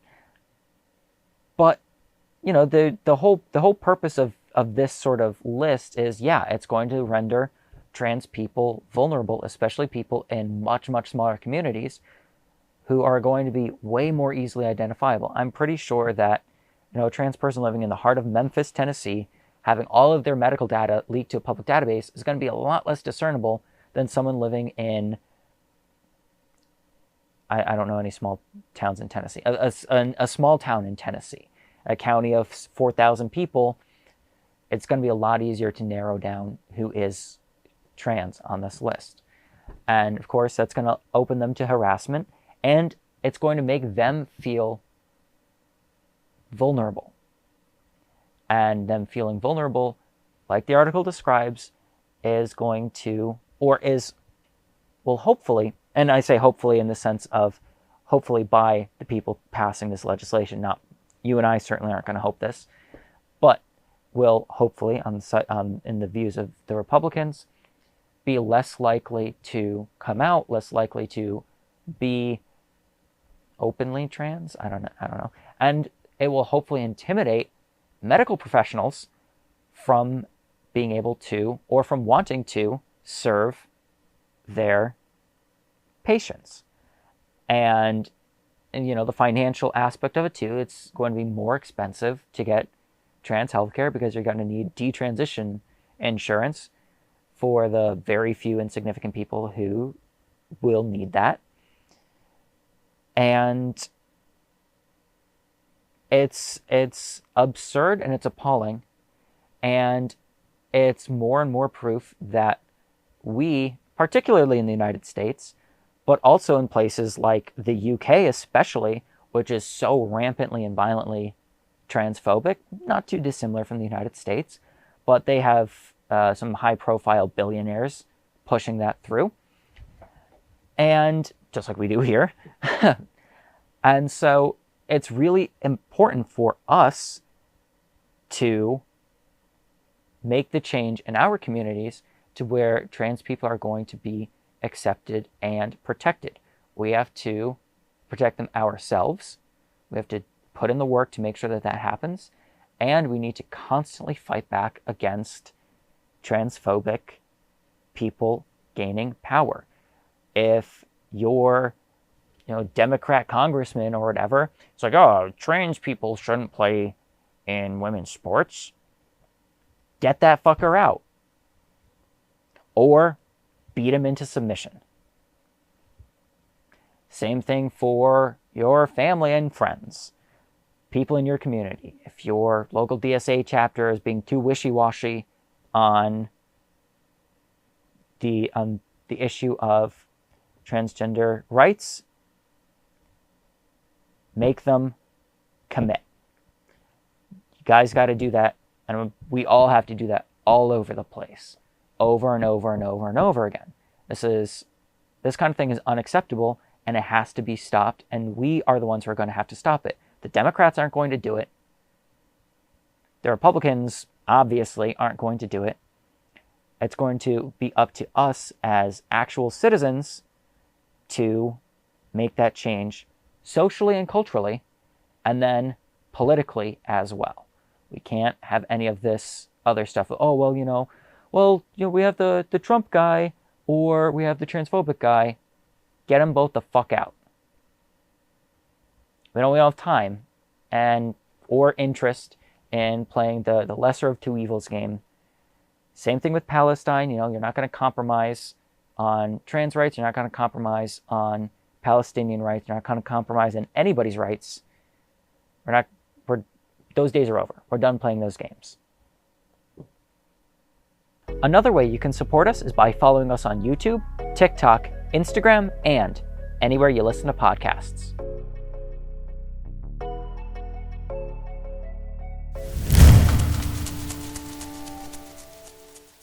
Your feed is a product of a stealth marketing campaign. May 15, 2026, via Vulture. Joe Lim estimates that 90% of what you see on the internet is advertising in disguise, and he should know. For 3 years, Lim ran a company called Floodify, which at its peak operated 650,000 dummy social media accounts used to drum up attention on behalf of paying clients. On a typical day, he says, Floodify posted 50,000 videos across TikTok, Instagram, YouTube, and Twitter, all of them designed to pass for the unscripted output of ordinary users. We promoted music for all the major record labels, says Lim, 29, who lives in San Francisco. We worked with a top 5 celebrity I can't name. We got 40 million views for an artist with just 100,000 followers. Floodify's services were in demand in politics too. When Eric Adams was running for re-election, his team asked me to do a campaign with videos of AI-generated influencers shitting on Mamdani. Lim says he turned down the Adams job not out of principle, but because a consultant working with the campaign stopped replying to his emails. The point of this kind of marketing is that nobody's supposed to notice it, but lately the machinery has started to show. In March, Jesse Corin and Andrew Spellman, co-founders of the digital music promotion agency Chaotic Good Projects, gave a live interview to a Billboard reporter at South by Southwest, in which they breezily described using sock puppet accounts to manufacture enthusiasm for artists at every level of the music industry, from major label pop stars to niche indie acts. Spellman called this practice trend simulation. His motto, everything on the internet is fake. Shady marketing and propaganda aren't new, but what is new is that the entire infrastructure of public conversation has been quietly captured by both. On social media, popular opinion is being formed, measured, and manipulated all at once, and every signal the platforms produce, a trending song, a backlash, a talking point, the feeling that everybody is suddenly talking about the same thing, can now be fabricated by unseen actors with hidden agendas. We've locked ourselves in the stupidest possible version of Plato's cave, where what looks like the spontaneous consensus of the hive mind is often just shadows on the wall, put there by marketers, political operatives, foreign influence campaigns, or anyone else with a few $100 and something to sell. The primary tactic used by companies like Chaotic Good and Floodify, and many, many others, is known as clipping. Someone hires a company to turn a song, trailer, interview, stump speech, or whatever into short, social media-friendly fragments, either by cutting the clips in-house or by farming them out to a network of freelance clippers. Those clips are then posted by normal-looking accounts. A meme page might serve up a quote about relationships with a new pop song playing behind it. A fan page for a horror movie might cut the scariest 20 seconds from the trailer into a loop and post it twice a day. Another account might chop the most entertaining exchange from a 3-hour podcast and rebroadcast it to people who would never sit through the entire episode. If enough of these clips rack up enough views fast enough, credulous social media algorithms interpret the spike as an authentic surge of interest and push the videos to real users, who sometimes generate real engagement, prompting the algorithm to push those videos even further. Anyone who wants to go mega viral now, they need to pour fuel on the fire, says Lim, who knows there is so much spam and pretend hype on the internet that nothing cuts through without artificial help anymore, not even huge artists with real audiences. Keith Presley, the co-founder of Gudia, a behavioral intelligence firm that uses AI to track the sources of viral phenomena, Put it more broadly, I don't know if we've found a true viral trend in a while. All of them are going to have some sort of inauthentic behavior behind them. Manipulating algorithms is only part of the goal. The other is fooling humans, particularly the dwindling number of journalists, critics, and other gatekeepers who are still capable of conferring legitimacy by paying attention. Reporters and editors who get their ideas from their social media feeds, which is most of them most of the time, can mistake a paid simulation of public interest for the real thing, and then make it real by covering it. The reason all of this is happening, probably more than any other, is that clipping is cheap. And not just cheap, cheaper than almost any form of advertising that has ever existed. A typical clipping campaign costs clients roughly $1 per 1,000 views, which marketers call a $1 CPM. By comparison, a billboard might cost $10 per 1,000 estimated passerby. A TV spot can cost $30 or more per 1,000 viewers. A magazine ad can run even higher. An officially purchased TikTok ad, the kind labeled sponsored, can cost 10 times what a clipping campaign does, with the added disadvantage that its viewers will know they're watching an ad. The math of clipping is so favorable to clients that in many cases, campaigns end up giving away views for free. Clipping agencies typically don't charge extra if a campaign's view count exceeds whatever the client originally paid for. Once a budget is met, the meter stops, but the clips that have been posted keep circulating. Krish Kawalarmi, the co-founder of the clipping agency Spade Clipping, told me that one of his recent campaigns cost a client less than $10,000 and resulted in nearly 100 million views. Why is anyone spending money on a billboard, he asked me, when I can get your brand in front of people for a fraction of the cost? Another one of these horrifying articles, although, frankly, at this point, we all probably kind of assume that such a thing was going on, that this might be the case. And if you're on any of these apps, any of these social media stuff, you're not immune, no matter how niche of a community you've curated. I'm certainly not immune. I can tell you probably a big reason why I've started watching F1 this year is through stuff like that. Suddenly, posts appearing all over the place of cool and hype edits and whatnot. So, this, and of course, who sponsors these? Fucking Oracle and other such corporations. AI is a big sponsor. So, these are guys who want us to see this and associate, their product with something cool. And so, none of us are immune to this. It's happening to all of us. Even the outrage that we see about certain things is put forward by these companies. And, the whole article itself describes it. Even really, really big artists like Justin Bieber is doing this to create attention and to draw attention to his musical production. A guy who is a household name in most of the English-speaking world is relying on this. So, when it's that big, it's everywhere. And the fact that so little of our online experience can be traced to actual normal people and normal things and organic style, pages, I guess, it's concerning, and it should really make you question why you're starting to see certain viewpoints come across your feed. Who benefits from certain ideas? Who benefits from people thinking a certain way? Who benefits from you seeing these things? And it could be something as innocuous as, again, a song popping up over and over and over again. Every time some little clip of a song goes viral on TikTok or whatever, and everyone's now listening to the song, probably the people responsible for the song, either it's the artist or the producer or the record label or whatever, is doing it. And, yeah, that's insidious in its own way, but it could be relatively innocuous. Or to things like seeing, it's now very viral at the moment, is video footage of Chinese people being racist to, and abusively and violently racist towards small African children. This wasn't generated by the CIA or whatever. This isn't false stuff that's happening. It's not fabricated.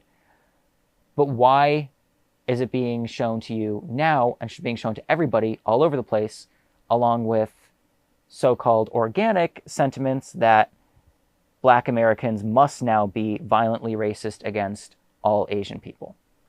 Just as an example from this past week. Who stands to gain from that?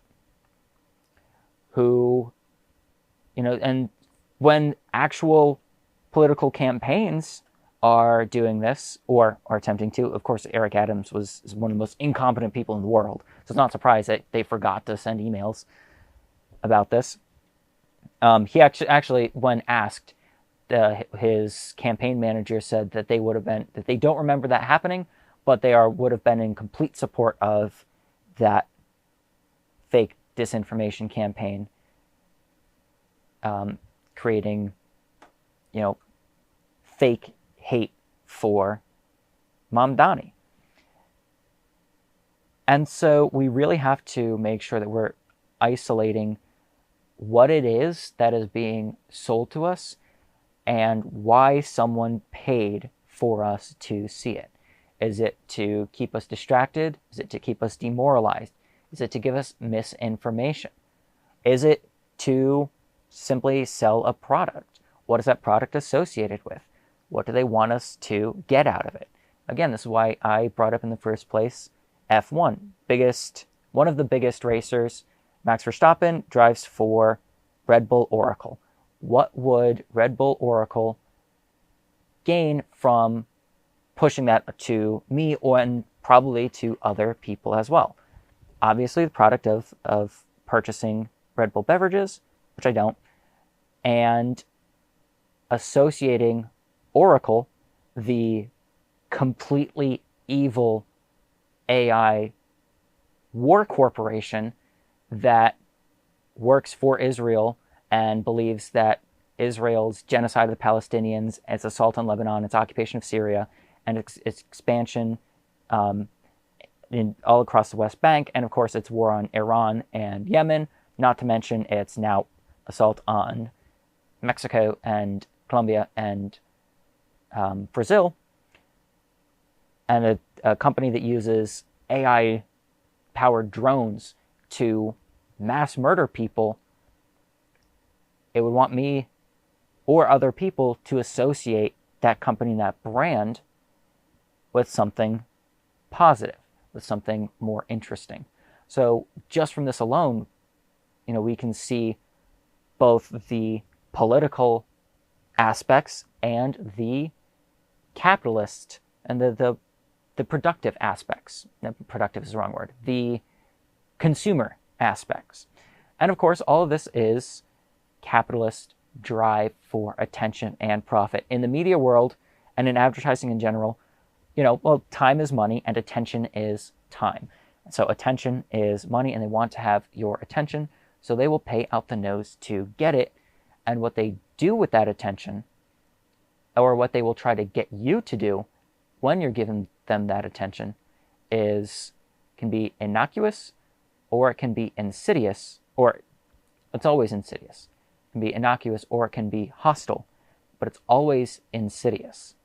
And this is just another, if you will, rent-seeking behavior from the bourgeoisie to try to occupy and capture, and in many ways colonize your mind in order to get you to think, act, and spend in a way that they want. One of the other big examples from the full article is the Blake Lively situation, which I hardly paid attention to in the first place. Maybe I should have, maybe I shouldn't have. I'm not really into the celebrity-style gossip. From what I understand, she had a problem with the director on a movie, and the director's PR team paid out the nose in order to create a smear campaign against Blake Lively in order to get the public to turn against her, not be on her side, and support her in her, I want to say, a sexual harassment case against him. So, which I remember people saying, oh, I knew she was terrible and stuff like that. I remember that popping up and I just didn't give a shit. But it shows that, the way that the public will treat people and victims of the powerful can be bought and manipulated, which we already knew, but it can be bought and manipulated in ways that seem to be and feel organic. Similarly with the Amber Heard case, I'm sure that, I don't know if that was involved, but I'm sure that they would have taken advantage of that if it were the case in order to get the public to continue to turn against the woman who was the victim in the situation. So we can expect that from now on pretty much in every situation. So again, you're not immune. The only way to be immune is to stay completely off social media. You're watching this on YouTube, so you're not. It is what it is. And, keep in mind what the people's thought, people's conversation is being manipulated, being purchased for pretty low amounts of money by people who want you to think, act, and spend in ways that benefit them. So just keep a closer eye on what's going on. Be a little bit more hesitant to believe everything you feel right off the bat. Don't necessarily take all things as being organic. And, think things through more before making snap decisions or going with the crowd. Analyze and think deeper. Solidarity TV has helped produce a leftist quarterly magazine titled The Comrade Quarterly. Get your copy, submit your work, or learn more at comradequarterly.org.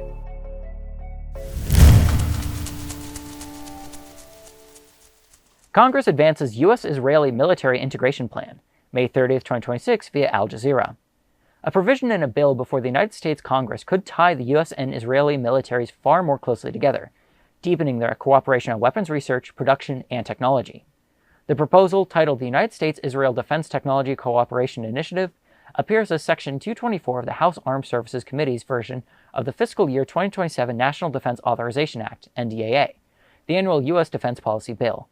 The measure is still at an early stage. The NDAA is passed by Congress each year to set U.S. military policy and authorize defense programs and spending levels. If enacted, the provision could mark a significant change in one of the world's closest military relationships, shifting the two countries from a partnership centered largely on U.S. military aid towards one in which their defense industries are more deeply intertwined. Section 224 would require the U.S. Defense Secretary to appoint an executive agent, a single official to coordinate military cooperation between the U.S. and Israel. That work would cover joint research and development, the shared production of weapons, and the linking of military systems and data. What Congress is trying to do now is find different ways of entrenching the relationship so deep in America's own defense industrial base that it's impossible to root it out. Josh Paul, a former U.S. Department of State official and founder of the advocacy group A New Policy, said about the controversial provision. A new section of law in the National Defense Authorization Act would give Israel unprecedented access to American technology and would force the United States military to integrate Israeli defense technologies into our own critical military supply chain, giving Israel incredible leverage over America's own defense priorities, he added in a video posted on social media on Friday. The bill would extend their joint work into many more areas of modern warfare, from artificial intelligence to drones and cyber operations. The provision comes amid turmoil in the Middle East following a joint U.S.-Israeli attacks on Iran earlier this year. In February, U.S. and Israeli forces attacked Iran, triggering 5 weeks of war. Iran struck back at Israel and at U.S. bases in the Gulf region before a ceasefire took hold in April. Israel is also facing genocide allegations in a case brought by South Africa at the International Court of Justice, the top court of the United Nations, over its war on Gaza. The bill must first clear the House Armed Services Committee, which is due to take it up in early June, and then pass a full House and the Senate. It is proposed by the committee's Republican chairman, Mike Rogers, and its most senior Democrat, Adam Smith, giving it support from both main parties, even as opinion polls suggest growing opposition among most Democrats and some Republicans to further military support for Israel. The U.S. has supported Israel's military for decades. Since 2008, U.S. law has required Washington to protect Israel's qualitative military edge, keeping its forces stronger and more advanced than those of any rival in the region, on the grounds that a small country must rely on better weapons rather than greater numbers. Under the current aid deal signed during the administration of former President Barack Obama, Washington provides Israel with about $3.8 billion a year in military assistance. The 10-year agreement runs through 2028. Israel is the largest recipient of U.S. foreign aid since 1948, almost all of it now military and worth more than $300 billion when adjusted for inflation. The nature of that support may now be changing. Prime Minister Benjamin Netanyahu said recently that he wants to end Israel's reliance on U.S. military aid within 10 years, saying his country had come of age. Closer cooperation between the two defense industries, rather than cash, would likely fit that goal. Today, June 4th, 2026, an article from Al Jazeera. An amendment to Cenk the pro-Israel measure introduced by Democratic Congressman Ro Khanna failed in a voice vote on Thursday in the House Armed Services Committee. Yeah. So, now, of course, what does it go to? It now goes into the bill and it goes into the vote on the floor. And Thomas Massie has already promised that he's going to introduce a vote to pull it from when it gets to the House floor. I hate that we have to that Thomas Massie keeps stepping in to save the day. He sucks so bad, and everything that's he's been and he's stood for often throughout the years sucks so bad. There's a reason why they're getting him out. Why so much money was spent to get him out in Kentucky. And it's really annoying that he's our ally. We have goddamn Adam Smith. Now, granted, there may be 2 Democrats in the House that I have any sort of faith in at all. So, when it's like, oh, Democrat Adam Schiff is all in support of this, I'm not surprised. I'm not terribly surprised. I can't express shock. But, Netanyahu himself is coming in and asking for this, and it's being passed in bipartisan votes. And from this article, Congressman Adam Smith, the top Democrat on the panel, said he was very sympathetic to Khanna's frustration with Netanyahu, and said that, I don't like his leadership of Israel or where this is going, but the U.S. interests, it is in the U.S. interest to have deep military ties with Israel, a country, a reason that we have these partnerships with Israel where we may not have as many developed partnerships with other NATO countries, and Israel is not part of NATO, is because Israel has actually been having to fight. They have faced drone attacks and missile attacks. They've had to develop new technologies and technologies we've benefited from. Drone and missile attacks? Are you kidding me? First of all, Israel has not been creating new technologies to fight against drone attacks. We know that for sure. Hezbollah has been putting those boys in a fucking blender. Thank God. Every single day you get some new troop transporter or tank from Israel just getting blown to smithereens by a $1 drone that Hezbollah whipped together out of children's toys in a basement somewhere.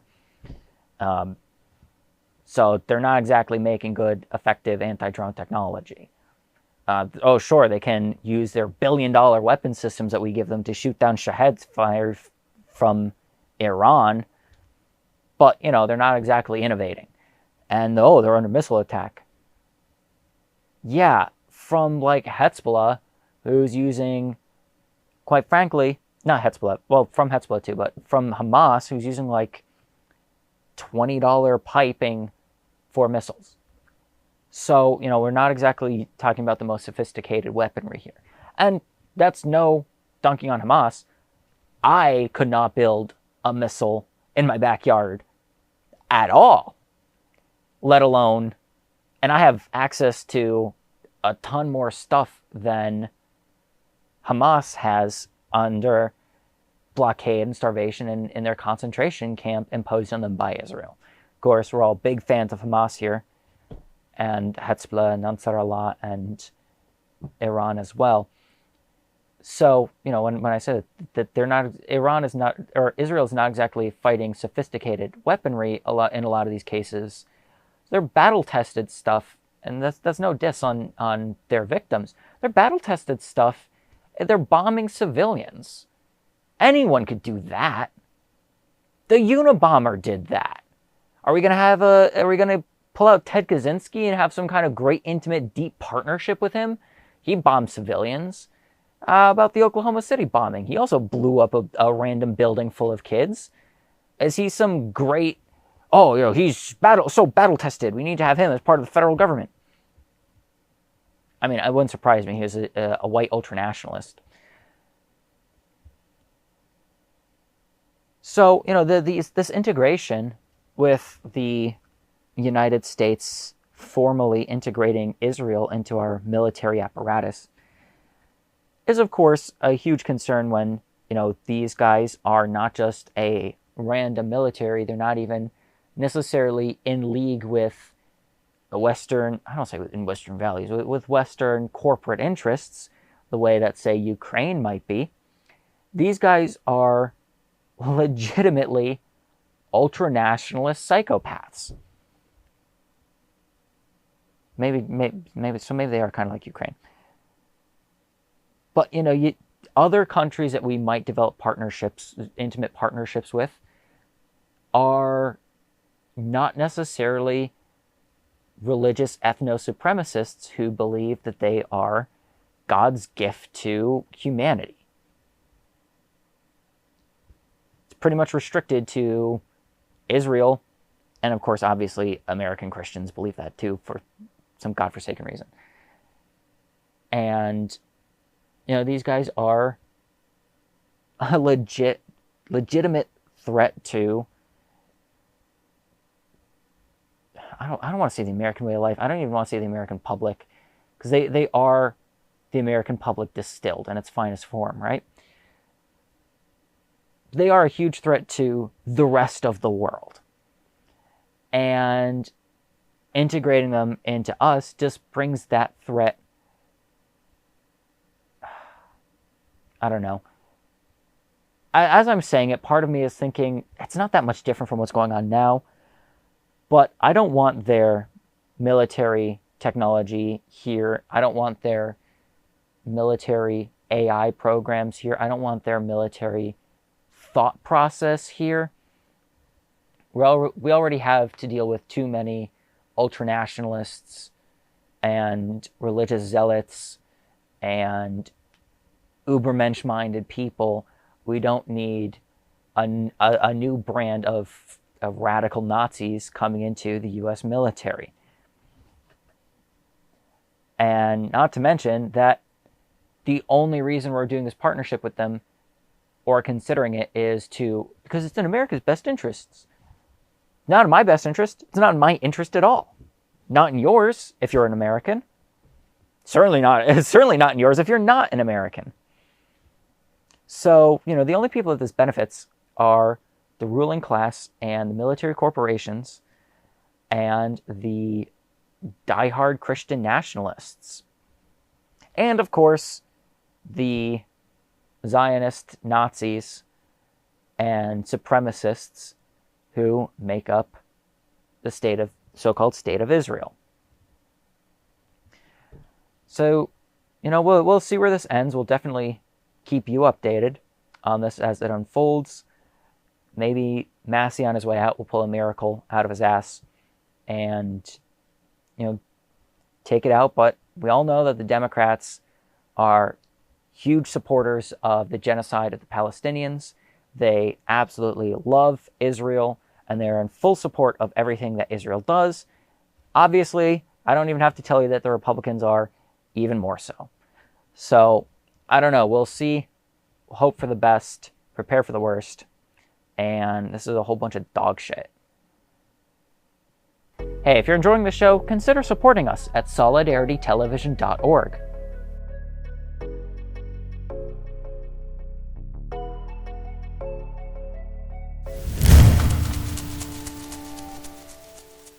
Trump's Justice Department scrubs its website of news releases about January 6 defendants.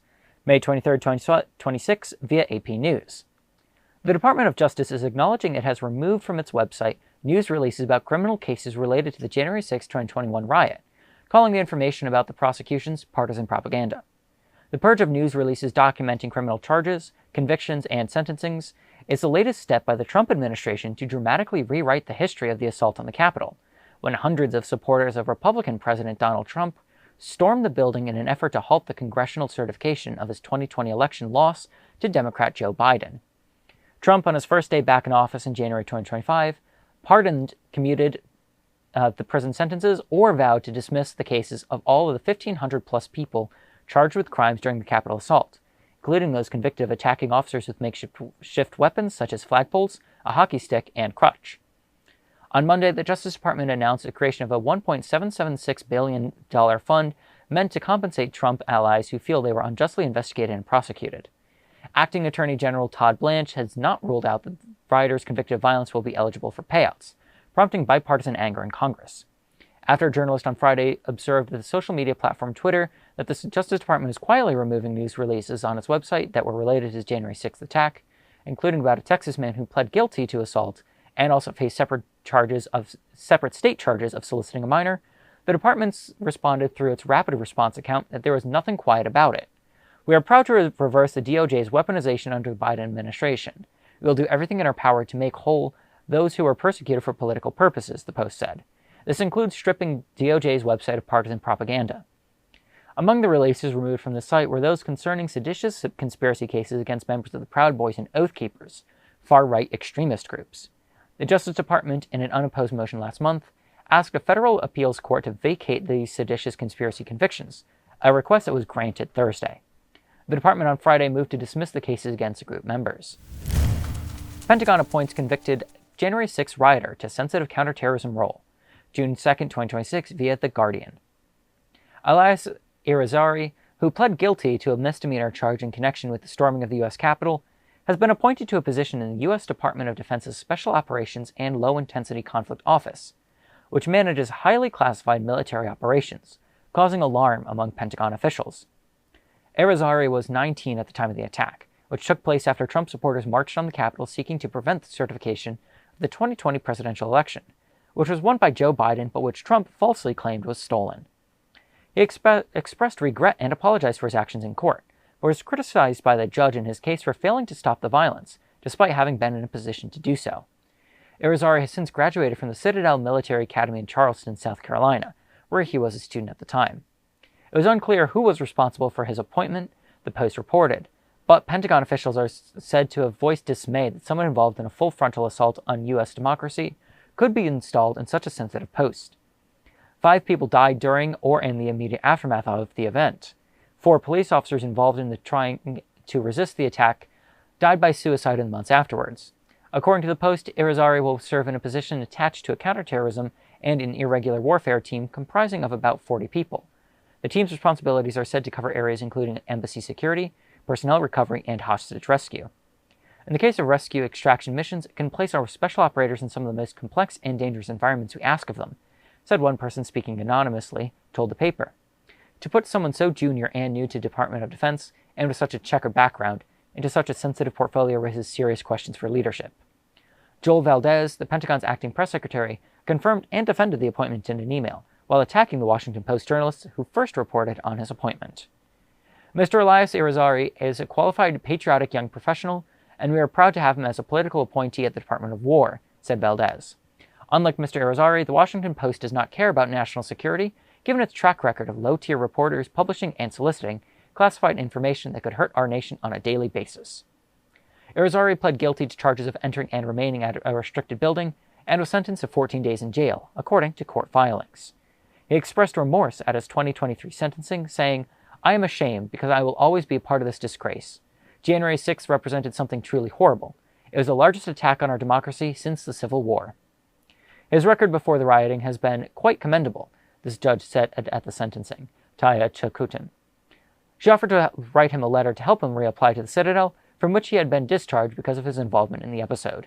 He was later readmitted and graduated in 2024. He has since run unsuccessfully for a seat in the South Carolina state legislature, losing in 2024 to a Republican primary. It's been over 5 years since the January 6th insurrection, and basically nothing has come of it, which is really a disgrace on the Democrats in general. yet another disgrace on them. And, they had 4 years to do something about this, and they didn't. So I can't even express all that much surprise, or disappointment, really. I certainly can't express surprise. Can't express all that disappointment in these guys now being rewarded for their participation. Of course they're going to be rewarded.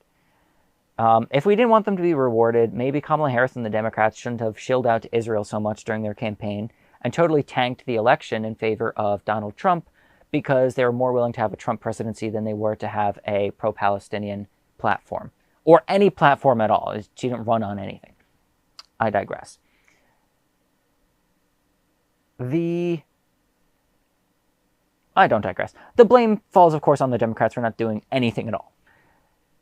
And so, having this stuff removed from the DOJ website and all that is just the reward that they get for sticking it out.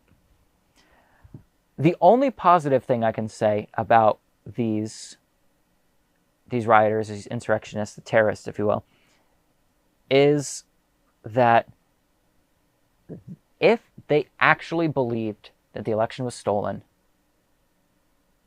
they did what was a pretty reasonable thing to do. Obviously, the only reason they pretended to think that the election was stolen was because they didn't want the other guy to win.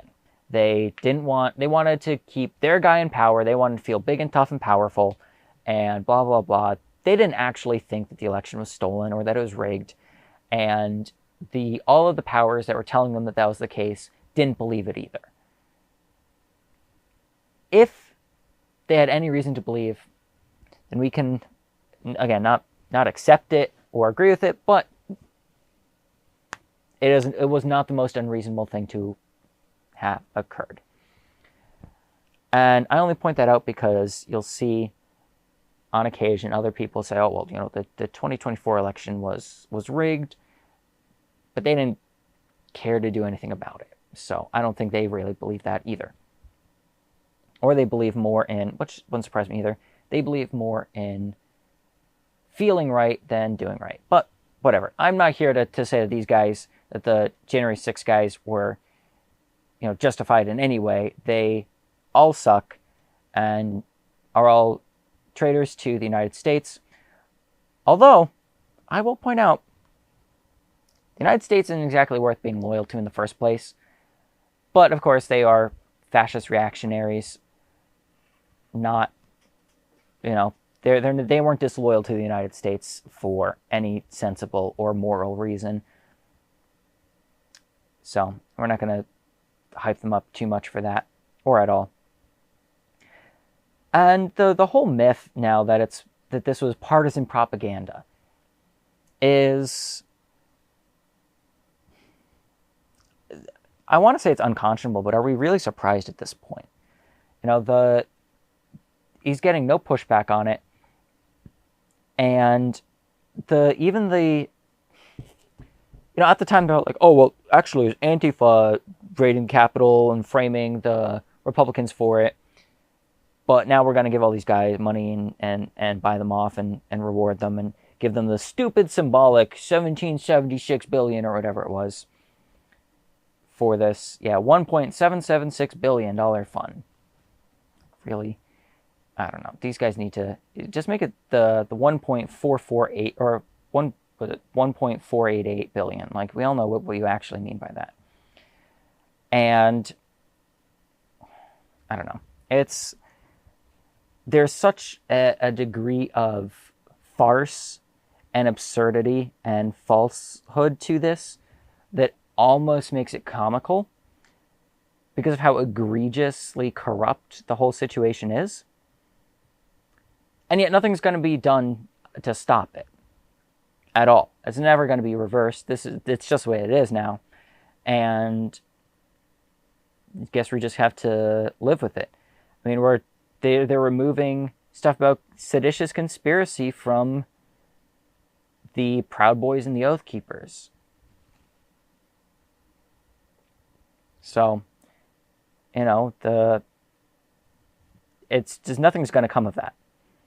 And now we even have guys in government who were part of this. Now, I don't want to say I'm going to give this kid a break for being 19 and stupid.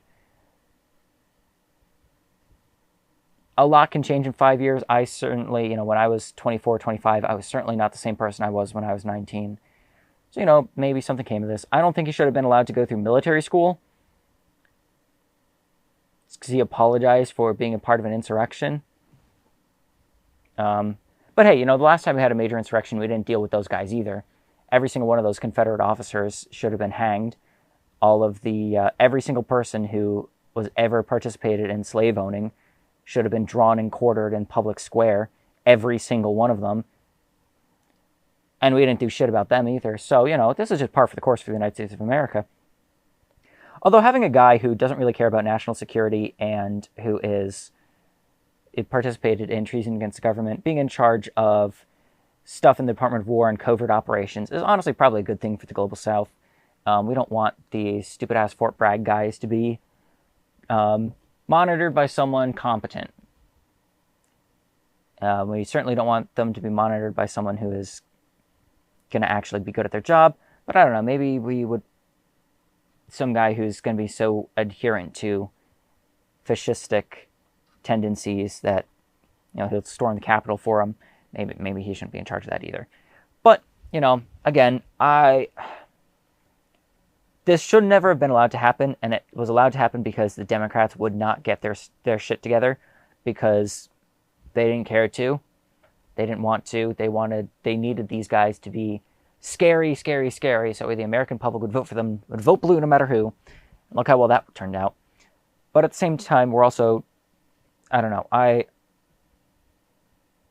as a socialist, I don't necessarily believe in punitive justice instead of rehabilitative justice. And if the Emperor of China can be turned into a normal citizen, I tend to believe that some 19-year-old dumbass can also be turned into a normal citizen. Of course, now he works for the federal government in the military, so, I'm not exactly sure that's a positive step, probably a step backwards, if we're being honest. But, again, I do think at a certain point we're going to have to realize that for a good chunk of the country got and is swept up in the MAGA craze, and that they are, of course, going against their class interests, and at some point a bunch of them are going to flip, and when that happens, unfortunately, we're going to have to work with them. It is what it is. Now, I'm not talking about people like Graham Plattner, who were a willful Nazi, who was an actual neo-Nazi with neo-Nazi tattoos, won't get them removed. I think he finally did. And volunteered as a Blackwater mercenary. People who actually did and are unapologetic about doing horrible things for a decade. I'm not talking about that. We're talking about people whose sins were voting wrong and being an asshole, not mass murdering people, not being a police officer, not being a soldier, not being an ICE agent. And so being a dumbass who got swept up in the January 6th stuff when you're 19 years old, unfortunately, we're going to have to find some grace for some of these people at some point.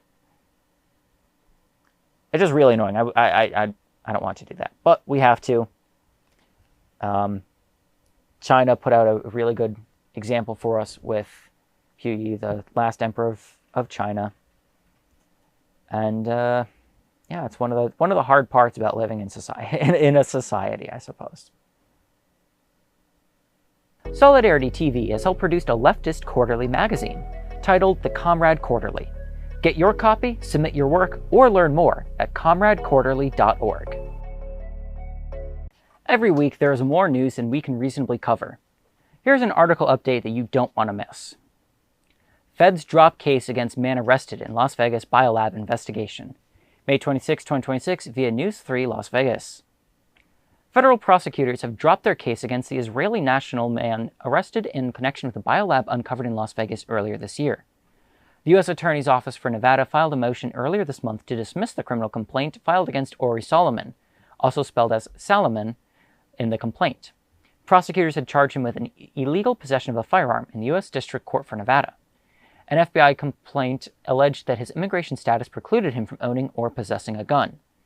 Las Vegas Metropolitan Police and the FBI jointly announced Solomon's arrest after responding to an alleged biological laboratory found in an East Las Vegas home in January. LVMPD said Solomon, identified as a home's property manager, was arrested on suspicion of disposing and discharging hazardous waste. State-level case against him remains ongoing in Las Vegas Justice Court, though a criminal complaint has not yet been filed.